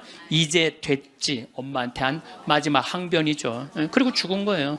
여러분들 우리가요 2009년에 202명의 중고등학생들이 자살을 했어요. 202명의 중고등학교 학생. 1년에 300명씩 죽어요, 지금. 자살로. 청소년 자살률 세계 1위가 우리나라예요. 이게 누가 죽이는 건 줄 아세요? 대한민국 국민들이 죽이는 거예요. 이번에 세월호에서 이 단원고등학교 249명 죽었어. 그거보다 더 많은 숫자가 1년에 자살해서 죽어요. 부모들이 죽이는 거죠. 부모들이. 이게 뭐 때문에 죽이는 거예요? 욕심 때문에 욕심 때문에. 그리고 난 고등학교 2학년 때 전교 꼴등을 했어도 꿈은 있었어. 신부가 되고 싶은 꿈. 나는 고등학교 2학년 때 신부 원하면 그냥 다 가는 줄 알았어. 근데 딱 올라가 봤더니 공부를 잘해야지 신학교를 가는 거예요. 내 성적 갖고는 어린 반푼어치도 없는 거예요. 내 성적 갖고는. 그래서 진짜 신부가 되고 싶은 열정에 공부 열심히 했어요. 근데 첫 시험에 전교 25등을 했어요. 전교 500 꼴등 하던 놈이. 난 뭐 너무너무 감사하죠. 신학교만 들어가면 되니까. 그래서 나는 고등학교 2학년 때 우리나라의 대학은 딱 4개 있는 줄 알았어요. 서울대, 연대, 고대, 신학교. 그랬더니 담임선생님이 우리 어머니한테 얘 공부 조금만 더 하면 서울대 갈 수 있을 것 같다고. 내가 다니는 학교가 그래도 명문고등학교였거든요. 나는 그 일반 학교 갈 생각이 전혀 없었어. 오로지 신부님이 목표였어요. 그러니까 어머니가 반대 진짜 많이 했어요. 정말 이건 눈물 없이 못 듣는 얘기야. 얼마나 나를 괴롭혔는지 몰라요. 고등학교 3학년 때는 잠을 안 재웠어. 새벽 3시까지 설득한다고. 아버지는 회사 사표 낸다고 그러고 어머니는 죽는다고 그러고. 왜냐하면 어머니 아버지가 성당을 안 다녔거든요. 예. 아무도 우리 집에 형제들도 아무도 성당을 안 다녔으니까 이해를 못 하는 거죠. 그러니까 아버지 이론이 그거야. 왜 평생 남의 손에 밥을 먹으려고 그러느냐 이거예요. 예? 마누라가 해주는 밥을 먹어야지. 예? 예? 그리고 대를 이어야지. 그게 조상님 얼굴을 보는 거지. 대가 끊어지면 어떻게. 나는 막내인데 무슨 대를 이어. 장남만 이으면 되지. 예. 맨날 그냥 고등학교 3학년 때 어머니 아버지가 제주도로 내려간다는 둥 하여튼 굉장히 반대가 심했어요. 그래도 저는 귀에 하나도 안 들어왔어요. 저는 그때도 어렸을 때 내 인생이야 이건. 엄마의 인생이 아니고 아버지의 인생이 아니야. 내가 원하지 않는, 여러분들 죽음에 대한 강의할 때 내가 말씀을 드리는 게, 죽을 때 가장 후회하는 게 내가 왜 그때 그거 하고 싶을 때 못했을까. 그게 가장 후회된다는 거 아니에요. 그래서 나는 내 인생이기 때문에 내가 아무리 어머니 아버지를 사랑해도, 어머니 아버지가 아무리 나를 사랑해도 내 인생은 내 인생인 거야. 그게 너무 강렬했죠. 사제가 되고 싶은 욕심이. 그래갖고 이제 고등학교 3학년 반대를 심하게 했는데 어쨌든 나는 신학교 원서를 넣어서 신학교 합격을 했어요. 너무 행복했어요. 온 세상을 다 얻은 것 같았어요. 그래갖고 집에 갔는데 어머니 나 신학교 합격했습니다. 근데 안방에서 빗자루 들고 두들겨 패는 거야. 막 두들겨 패는 거야. 나가라고. 너 같은 자식 필요 없다고. 나는 또 어머니가 또 안내조차도 내 발로도 잘 집을 나갔어요. 나가라고. 나가서 한 달 동안 떠돌아 살다가, 신학교 들어가기 전에 한 달 동안 떠돌아 살다가, 올해는 집 많으니까 가서 친구네 집에도 가고 동생네 집에 가서도 자고.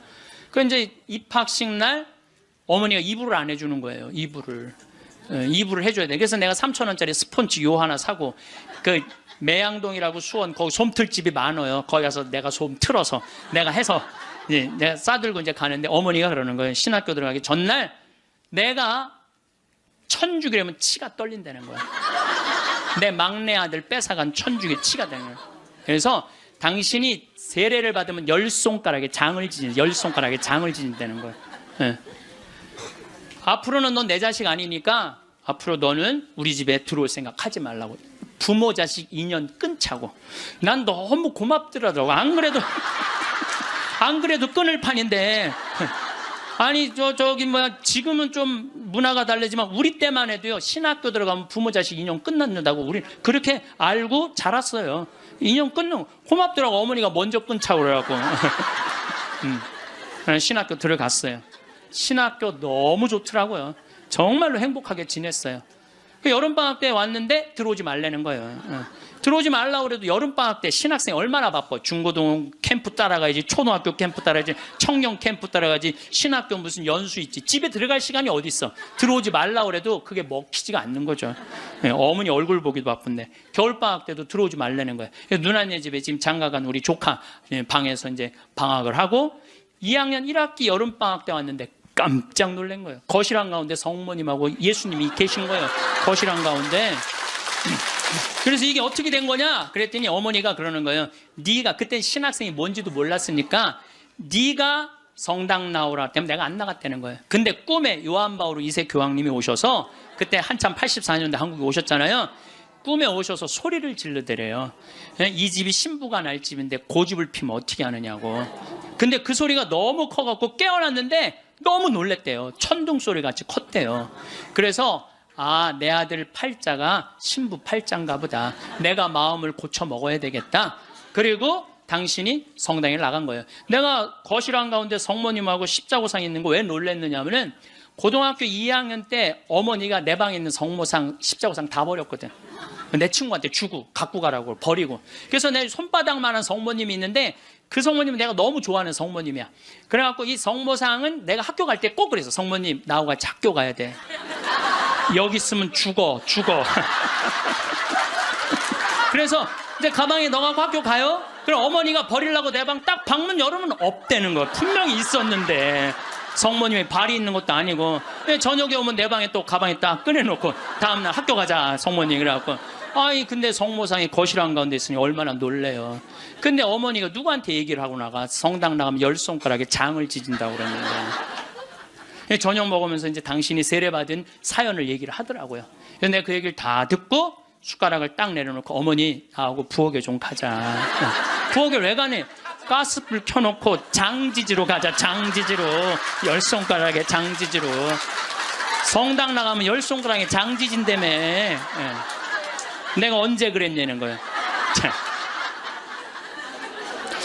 근데 요즘은 어머니가 이런 말씀을 하세요. 미안하다고. 그렇게 좋아하는 건데 저렇게 좋아하는데 내가 왜 이렇게 말렸는지 모르겠다고. 여러분들 자식이요 좋아하는 걸 시키세요. 여러분들이 좋아하는 걸 시키지 말고 자식이 좋아하는 걸 시키세요. 우리 집에 참 재밌어요. 우리 집은 조카가 6이 있는데 얘네들이 또 다 애들이 돌머리야. 그래서 서울에 학교 다니는 애 단 한 명도 없어요. 6명이 다 그렇게 지방대학을 저지하겠다고 저지방 우유를 그렇게 먹였는데도 다 저지방대학 다 저지방대학. 근데요 얘네들이요 착해요. 정말 착해. 애들이 어느 정도로 착하냐면은 집안 모임에 빠지는 애들이 없어요. 나와라 그러면 다 와. 애들이 다 오고 참 자기 자식 자라면 팔불출이라고 그러지만 하여튼 우리 애들이 다 돌머리예요. 그건 확실해. 근데 얘네들이요 이번에 얼마나 대단한 일을 했느냐 하면은 이제 첫째 이제 제일 누나 아들이 이제 둘째 큰형 딸이 있고 그런데 둘째 형 큰형 딸아이가 뭐 대학을 나와갖고 개 옷 만드는 걸 좋아해. 개 옷. 그래서 취직을 안 하고 개 옷만 만드는 거야. 개 옷만. 근데 작년에 그 첫째 누나 아들이 나한테 그러는 거예요. 삼촌, 제가 심장이 굉장히 튼튼한 애라는 거예요.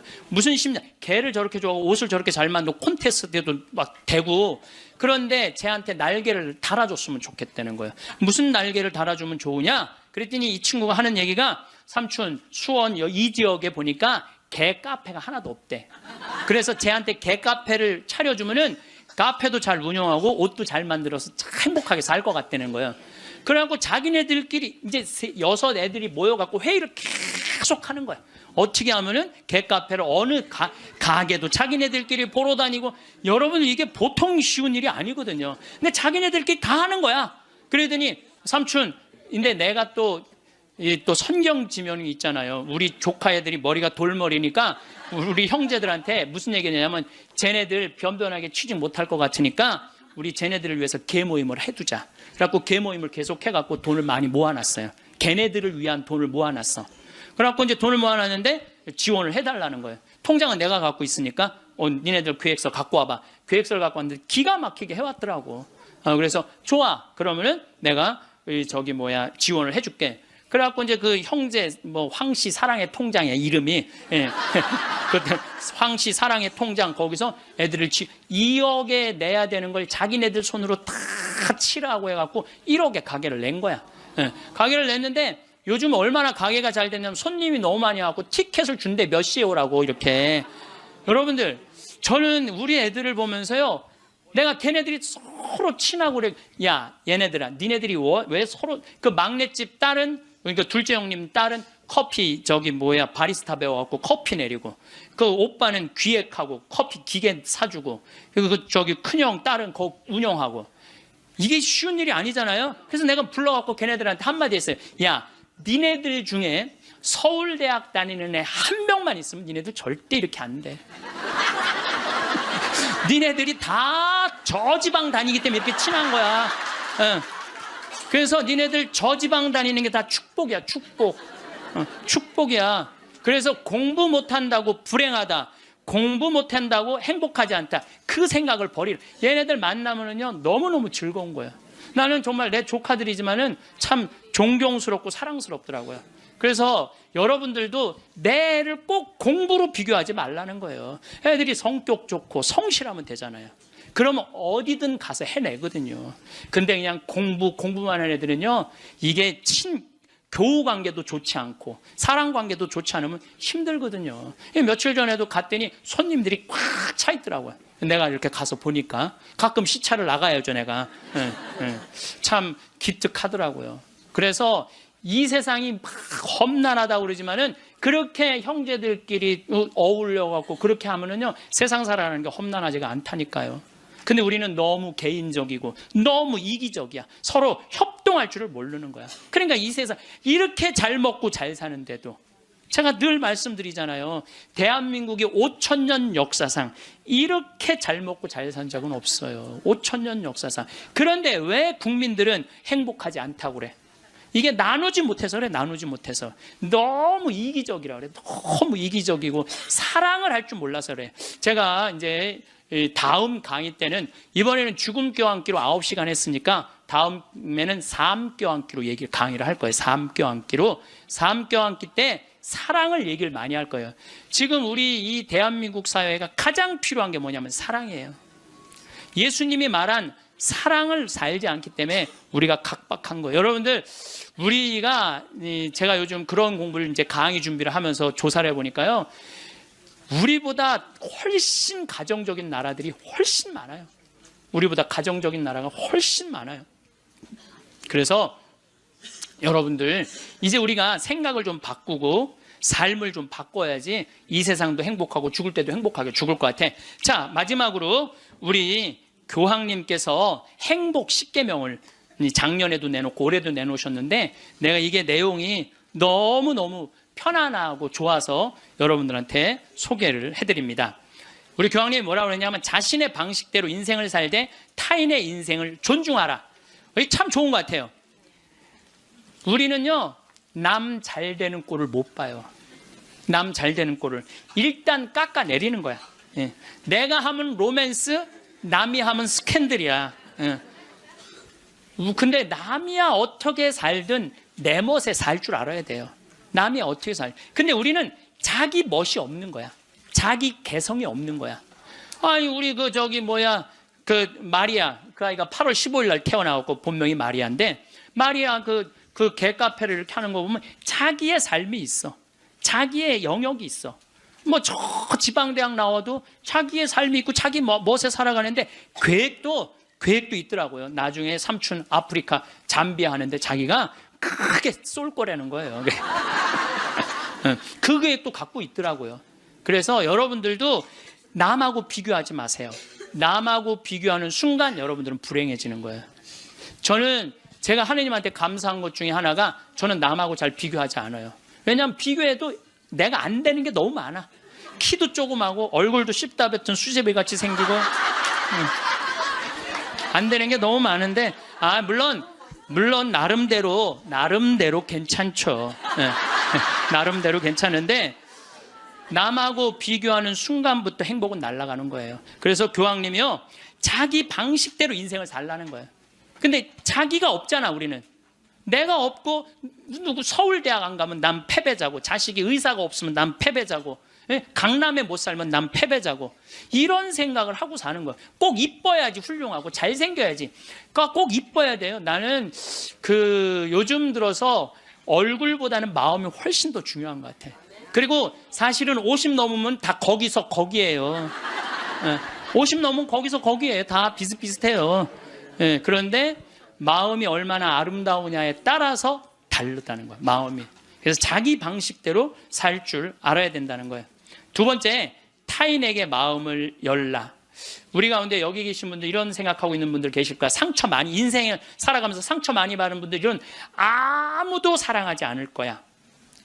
아무도 사랑하지. 나는 주지도 않고 받지도 않을 거야. 이런 분들 있어요. 내가 인생 살아보니까 인간들 이게 쓸데가 못 돼. 인간들 믿을 게 못 돼. 나는 사랑 안 하고 살 거야. 뭐하러 살아 그럼? 그렇지 않겠어요? 사랑을 하고 살아야지 사람인데, 아무도 제가 요즘 이렇게 이제 나이를 먹으면서 사람을 만나는 게 참 즐겁더라고요. 사람을 만나는 일이 참 즐겁고 신나더라고요. 그래서 이렇게 사람을 만나고 연락을 주고받고 친구를 도와주고, 물론 나도 도움을 많이 받죠. 여기 우리 교우들이 저를 정말 많이 도와주는, 그래서 정말 신나요. 나도 또 도울 수 있는 일이 있으면 얼마든지 돕고, 그러니까 타인에게 마음을 열 때 삶이 풍요로워지는 거예요. 인간관계가 굉장히 넓어지고 삶이 풍요로워지는 거죠.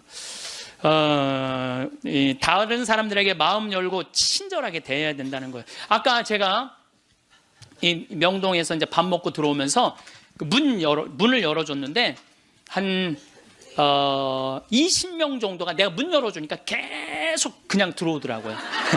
내가 문을 열었는데 20명 정도가 계속 들어오더라고요.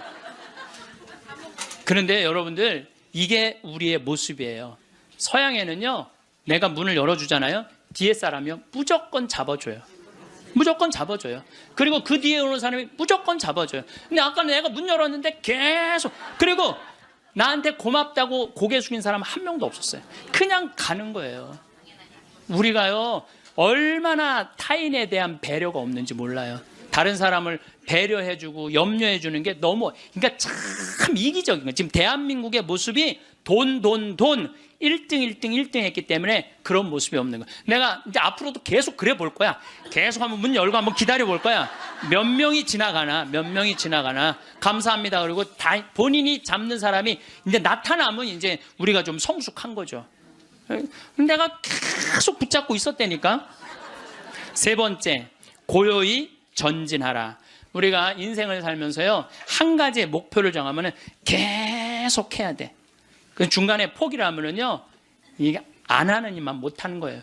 제가 이제 생태마을을 꾸미고 산 지가 20년이 되고, 이쪽에 관심을 갖고 산 지가 30년이 돼요. 근데 계속 생태마을 꾸미다 보니까 저한테 하느님께서 시키는 일이 참 많더라고요. 근데 한 가지의 목표를 가지고 계속 고요히 전진하면은요, 우리의 삶에는 축복이 있어요. 근데 하다가 말면 있잖아요, 아무 축복이 없는 거예요. 아무 축복이 없는 거예요. 그래서 내가 뭔가 그냥 5년이고 10년이고 20년이고 계속 진행하는 일이 본인이 있어야 된다는 거죠. 네 번째, 건강하게 쉬어라. 우리 교황님이 참 멋있어요. 노를 때 건강하게 놀으라는 거예요. 그러니까 노는 게 중요해. 노는 게, 여러분들 노는 게 하나도 안 중요할 것 같죠? 그거는 돈 있는 사람들의 사치일 것 같죠? 나는 니마 그 강을 건너지 마오에 그 할머니 할아버지들 돈 많아요, 적어요? 돈 많은 분들이 아니에요. 근데 어때요? 참 행복해 보이죠? 자식들이 중간에 와서 싸우긴 했지만 인간극장에서 보면 자식들도 참 건강해요. 손녀가 와갖고 결혼한다고 절도 하고 굉장히 건강한 집이에요. 예, 그래서 나는 그 할머니 할아버지가 이렇게 손을 잡고 이렇게 가시는 모습을 보면서 저게 바로 건강한 거다. 둘이 얼마나 재미나게 살아요. 여러분들, 우리 할머니 할아버지들 한 집에서 어때? 막 맨날 싸우죠. 예. 근데 늙어서는 싸우는 것도 재미야. 예. 싸우지까지 않으면 무슨 재미로 살아, 둘이서. 예. 싸우는 것도 재미예요. 근데 놀 때 건강한 놀이 문화를 만들 필요가 있는 거예요. 자기 취미 생활을. 우리 생태마을의 직원들이 이렇게 보면은 이제 생태마을에서 살면서 사는 게 즐거운 게 있는 것 같아. 그래서 건강하게 노는 법을 배우는 것 같아. 건강하게 노는 법을. 그래서 이번 9월 15일부터 9월 30일까지는 미국 횡단 여행 간다니까, 우리 직원들이 15일 동안. 참 좋죠.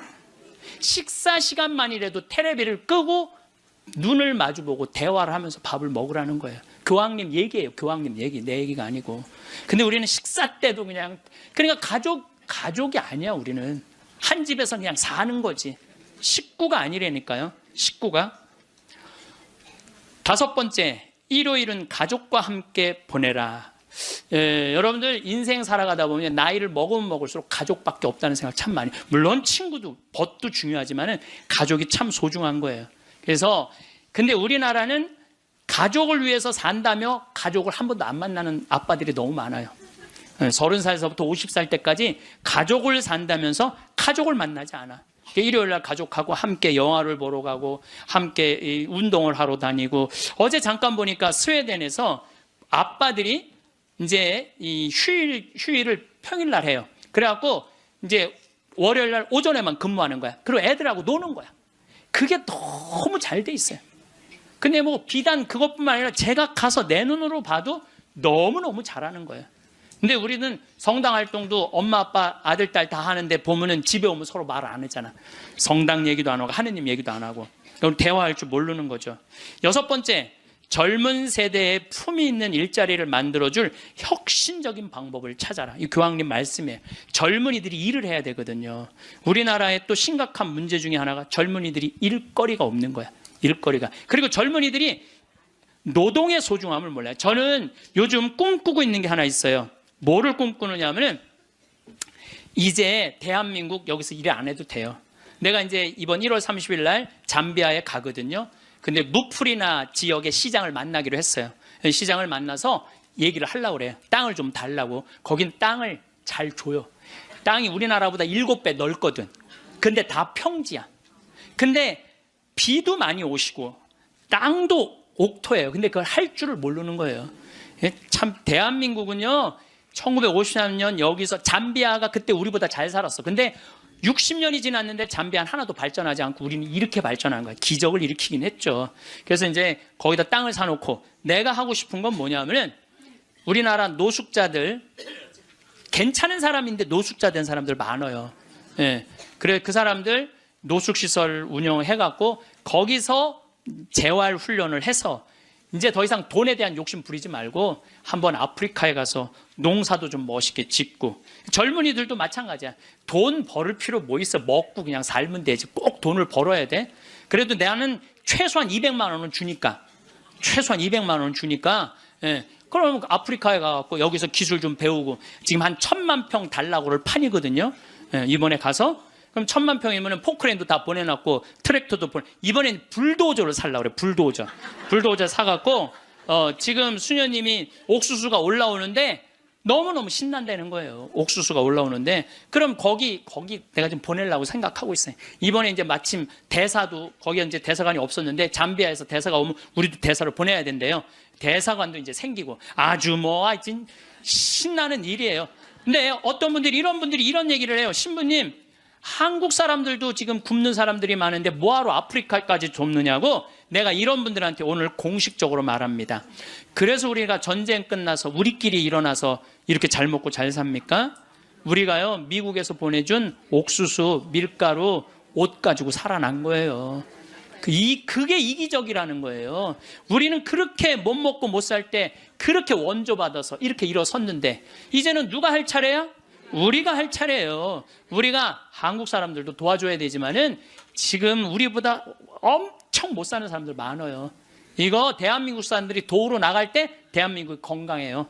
우리끼리만 잘 먹고 살자 그러면 대한민국 건강하지 않아요. 그래서 지금 다른 나라에 지금 수많은 지금 한국 사람들이 도로 나가고 있거든요. 그게 또 국격을 높이는 일이야. 예, 국격을 높이는 일이에요. 여러분들 대한민국 나가면요 잘 먹고 잘 사는데 그만큼 존경을 못 받아요. 왜냐하면 나누지 않기 때문에 그래요. 그래서 우리 교회가 저는 그런 일을 해야 된다고 생각하고 그 젊은이들이 제가 지난 그 봉사자들 데리고 가서 해고 왔는데 애들이요 정말 너무너무 행복해 하더라고요. 20명들이. 그래서 여러분들도 젊은이들한테 여러분들은 뭐 할 일은 아니겠지만 우리 기업하는 사람들 정치하는 사람들이 젊은이들이 일할 수 있는 여러분들도 책임 있네. 애들 그냥 책상에서만 그냥 공부시키는 게 애들이 일을 안 하지. 예. 그래서 좀 운동도 좀 하고 이런 사회 문화가 됐으면 좋겠어요. 7번째, 자연을 존중하고 돌보라. 교황님이 환경 중요하게 여긴 거죠. 자, 여러분들 이번에 지금 바다가요 어느 때보다도 뜨겁대요. 겨울 바다가. 이게 이제 뭘로 나오느냐면 엘니뇨라는 걸로 나오게 돼 있어요. 그러니까 지금 겨울에는 바다가 식어져야 돼. 그래갖고 한 4도, 3도까지 내려가야 돼. 근데 지금 겨울바다가 만약에 20도, 25도가 올라가잖아요. 그럼 여름에 35도, 37도까지 올라가요. 그렇게 되면은 태풍, 슈퍼 태풍 이런 게 온다는 거예요. 근데 그거 올 가능성이 굉장히 많다는 거예요. 그리고 지난 11월은 역사상 가장 더운 11월이었대요. 근데 여러분들 잘 모르죠. 이게 지금 어떻게 이렇게 돌아가는지 저렇게 돌아가는지. 우리가 자연을 사랑할 때 자연도 나를 사랑해줘요. 예. 우리가 자연을 괴롭힐 때 자연도 나를 괴롭히게 돼 있어요. 8번째, 부정적인 생각에서 벗어나라. 다른 사람을 험담하는 것은 자존감이 낮다는 거예요. 이 교황님 참 말씀 잘하셨어요. 다른 사람 험담하는 사람 중에 인격 훌륭한 사람 봤어요, 여러분들? 다른 사람 막 욕하는 사람들? 인격 훌륭한 사람 없어요. 그러니까 남을 칭찬하는 사람이 인격이 올라가는 거예요. 여러분들, 바다가, 우리 강물이 바다로 내려가죠. 예, 바다로 내려가면은 겸손한 사람이 아래로 내려가는 거예요. 근데 바다로 내려가면은 바닷물이 참 넓죠. 겸손한 사람이 마음이 넓은 거예요. 겸손한 사람이 마음이 바다 같은 거예요. 그래서 내가 이렇게 종재기 같은 가슴으로 이 사람도 욕하고 저 사람도 욕하고 매 입만 열면 남 욕하는 사람, 이 사람은 마음에 기쁨이 없는 사람이야. 그래서 이렇게 있으면 막 누구는 어떻고 막 참 많이 들려요. 저는 그 안에 다 묻어요. 그냥 묻고 내가 할 수 있는 한 좋은 말을 하려고 노력을 해요. 그런데 나 옛날에 주교님 욕 참 많이 한 사람이에요. 근데 내가 주교님 욕 안 한 지 한 10년 넘거든요. 주교님들이 얼마나 힘들게 그 사목 목자 역할을 하는지 이해를 하기 시작을 했어요. 근데 신부들은 다 주교님 욕해요. 근데 주교님 욕 안 한 지 10년 지났는데 내가 언제부터 마음이 평화가 왔나? 주교님 욕 안 하면서부터 평화가 왔어. 주교님 욕 안 하면서부터. 여러분들, 남을 험담하는 건요 결코 잘난 일이 아니에요. 9번째, 타인을 개종하려 하지 말고, 이게 정말 내 마음에 드는 거야. 타인을 개종하려 하지 말고 다른 이의 신앙을 존중하라. 교황님이 하신 말씀이에요. 우리는 대화를 통해 함께 성장한다는 걸 보여줌으로써 다른 이에게 영감을 그러니까 개종시키려고 그러지 말고 내가 잘 살아서 그 사람이 영감을 받아서 찾아오게는 해도 억지로 개종시키지 말라는 거예요. 여러분들, 잘 믿는 사람 굳이 천주교로 끌고 올 필요 없다는 거예요. 잘 믿고 잘 사는 사람, 그 종교 무시해가면서. 이건 내 얘기가 아니야. 교황님 얘기야. 근데 나는 그전에도 이 얘기를 참 많이 했어요. 그래서 욕을 참 많이 먹어서 종교 다원주의라고 막 욕하는 사람들도 있어요. 근데 여러분들, 그게 아니에요. 신앙은요, 소신이야. 자기 소신. 그거 소신을 꺾는다는 건 목숨하고도 바꾸는 일이에요. 그러니까 저 이슬람이 저렇게 그냥 맨날 폭탄 터뜨리고 그러는 거죠. 나는 걔네들 개종시킬 생각 하나도 없어요.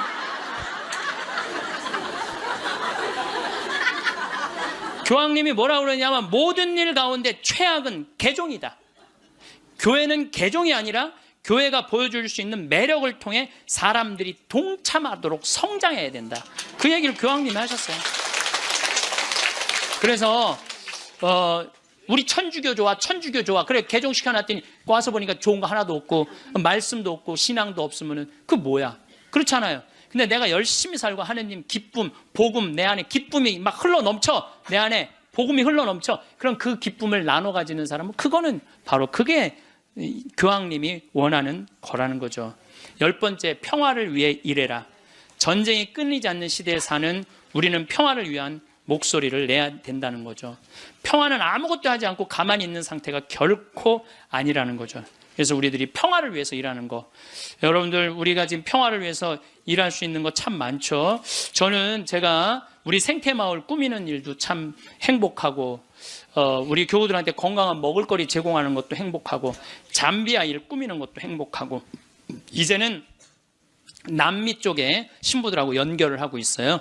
남미 쪽도 우리가 도와줄 수 있으면 도와주는 일도 지금 하려고 지금 추진 중에 있어요. 그래서 일단은 남미에 있는 신부님, 수녀님들한테 프로그램을 내봐라. 그럼 내 1년에 일단은 1,000만 원씩 도와주겠다. 돌아가면서 그렇게 해놨는데 이제 곧 있으면 회의를 한대요. 그래서 편지는 해놨는데 어떻게 될지 모르겠어요. 자, 여러분들, 우리들이 잘 사는 사람이 잘 죽을 수 있는 거예요. 이제 예수님이 십자가에 못 박혀 돌아가시고 3일 만에 부활하셔서 하늘나라 문 열어놓으셨어요. 그 문을 들어가느냐 안 들어가느냐 누구한테 달려있는 거냐면 우리한테 달려있는 거야. 나의 믿음, 나의 삶에 달려있는 거야. 그래서 그 하늘나라가 어떤 세상이 전개될지는 우린 모르지. 바오로 사도 말처럼 지금은 희미하게 보이겠지만 그때는 완전히 잡을 수 있겠죠. 그렇지 않겠어요? 지금까지 그 하늘나라까지 다 상상하지 마세요. 그거 우리가 어떻게 알아? 그 다음 세계는 그 다음 세계에 가서 알아보면 되지. 여러분도 엄마 뱃속에 있을 때 여기 이렇게 될 줄 알았어요? 그렇죠? 똑같은 거예요. 우리가 마지막 하늘나라는 하늘나라 가서 경험하면 되는 거예요. 하느님 온전히 믿고 이 세상 기쁘게 살면은 여러분들 행복한 나날 되고 마지막 날 영광스럽게 예수님 만나서 얼싸 안을 수 있으리라 생각을 합니다. 김수환 추기경님께서 2001년에 독일 어느 노인의 시라는 걸 옮겨 놓으셨는데 내용이 좋아서 마지막 기도로 바치겠습니다. 성부와 성자와 성령의 이름으로 아멘. 세상에서 으뜸인 일은 기쁜 마음으로 나이 먹고 일하고 싶지만 참고 말하고 싶지만 침묵하고 실망스러워질 때 희망을 갖고 마음 편히 공손하게 내 십자가를 지는 일. 젊은이가 힘차게 하느님의 길을 가도 시기하지 않고 남을 위해 일하기보다 겸손되이 남의 도움을 받으며 몸이 약해 아무 도움도 줄 수 없어도 온유하고 친절한 마음을 잃지 말자. 늙음은 무거운 짐이지만 하느님께서 주신 선물, 오랜 세월 때 묻은 마음을 세월의 무게를 담아 마지막으로 닦는다. 내 고향으로 돌아가려고. 이 세상에 나를 묶어놓은 끈을 하나씩 하나씩 끊는 것은 참 잘하는 일이다. 세상에 매어 있지 않아 아무것도 할 수 없게 되면 겸손되이 받아들이자. 하느님께서는 마지막으로 기도라는 가장 좋은 것을 남겨두신다. 손으로는 아무것도 할 수 없어도 두 손을 모으면 늘 할 수 있는 기도. 사랑하는 모든 일을 위해 하느님께서 은총을 베푸시도록 빌기 위해 모든 것이 다 끝나는 날 어서와 친구야 너를 결코 잊지 않았어. 임종 머리맡에서 속삭이는 하느님을 만나게 될 것이다. 영광이 성부와 성자와 성령께 성부와 성자와 성령의 이름으로 아멘. 감사합니다. 황창현 신부님의 강의가 어떠셨나요? 부모가 자식에게 베푸는 사랑은 대가를 바라지 않는 순수한 사랑이라고 하는데요. 그런데 부모도 살다 보면 힘이 들 때가 있지요. 그럴 땐 이렇게 말합니다. 내가 너 키우느라 얼마나 고생을 했는데 하고요. 이 말에는 내가 너를 키우느라 이만큼 애를 썼으니 너도 노후에 나한테 보상해라 하고 바라는 마음이 깔려 있습니다. 사람인지라 삶이 버거울 때면 자식에게 기대고 싶거나 바라는 마음이 들게 됩니다. 그래서 부모가 자식을 원망하는 경우가 생기게 되지요. 부모가 되고 자식을 보면서 키우는 재미를 마음껏 누렸다면 자식이 이제 다 커서 효도를 하지 않더라도 조금도 서운하지 않을 것입니다. 자식을 키우는 동안 품에 안음으로써 이미 큰 기쁨을 누렸기 때문에 아이에게 사랑을 베풀었다는 생각도 없습니다. 그러니 자식이 독립해 제 가정을 건사하는 것만으로도 부모는 행복하고 고맙게 여기는 것이지요. 반면에 아무리 부모라도 내가 너를 키웠다 하는 생각을 가지면 자식에게 실망해서 괴로움을 자처할 수도 있습니다. 인생을 책임감으로 살게 되면 본인은 열심히 산다고 하지만 돌아보면 인생 전체가 허무하고 공허하게 느껴지기 쉽습니다. 자식을 위해서 어떤 부모가 될 것인가 하는 이런 생각은 겉으로는 훌륭하지만 실제로는 가족을 위해서 자신을 희생한다는 의미가 숨어 있습니다. 시간이 흐르면 결국 스트레스를 받게 되고 나의 지난 인생이 아쉽기만 합니다. 가족을 위해, 아이를 위해 내가 노력하고 헌신하고 희생한다. 이렇게 말하는 사람은 마음속에 사명감이 있지요. 어깨가 무거워진다고 하는데요. 이럴 때 한번 솔직하게 생각해 보세요. 혼자 지내는 게 좋은지, 가족과 함께 지내는 게 좋은지 말입니다. 혼자 사는 것보다 결혼해서 사는 게 낫고, 자식이 아무리 애를 먹여도 없는 것보다 있는 것이 낫다면, 아내 때문에 자식 때문에 자신이 희생하고 있다고 생각하는 것은 잘못된 것입니다. 나 자신을 더 힘들게 만들 뿐이지요. 오히려 아이들에게 항상 고맙다. 너희가 있어서 내가 행복하다고 말해보세요. 아내에게도 가끔 잔소리도 있지만 당신이 있어서 내가 사는 재미가 있네라고 말할 수 있어야 합니다. 이렇게 상대를 고맙게 여기면 가정이 화목해지고 저절로 좋은 아버지, 훌륭한 남편, 좋은 어머니, 훌륭한 엄마가 됩니다. 요즘에는 자식들이 장성한 뒤에도 자신의 인생을 희생하며 뒷바라지하는 부모들이 많은데요. 그러나 희생하는 데에는 한계가 있습니다. 결국에는 인생을 이렇게 살 필요가 있나? 내가 왜 가정에, 자식에 묶여서 이렇게 인생을 허비하나 하는 회의가 듭니다. 또 누구를 위해서 희생한다는 생각을 하면 보상 심리가 생기게 되지요. 누구를 위해 산다는 것은 자유롭고 행복한 인생과는 거리가 멉니다. 정말로 좋은 부모가 되는 길은 좋은 배우자가 되는 길과 같습니다. 있는 돈 없는 돈 들여가며 아이들에게 아무리 정성을 쏟아도 부모가 악을 쓰고 싸우면 아이들은 삐뚤어지게 되지요. 반면에 부부가 행복하게 지내면 아이들은 저절로 잘 크게 됩니다. 학창시절 공부를 좀 못한 아이들도 나중에 다 잘 되고요. 결국 부부가 화목하게 사는 것이 부모 노릇을 제대로 하는 것입니다. 여러분, 황창현 신부님께서는 내가 행복해야 내 주변의 이들도 행복할 수 있다고 합니다. 나부터 먼저 행복해지세요. 이상으로 책틀맨이었습니다. 지혜를 쌓는 당신의 오늘이 아름답습니다. 더 좋은 영상으로 찾아뵙겠습니다.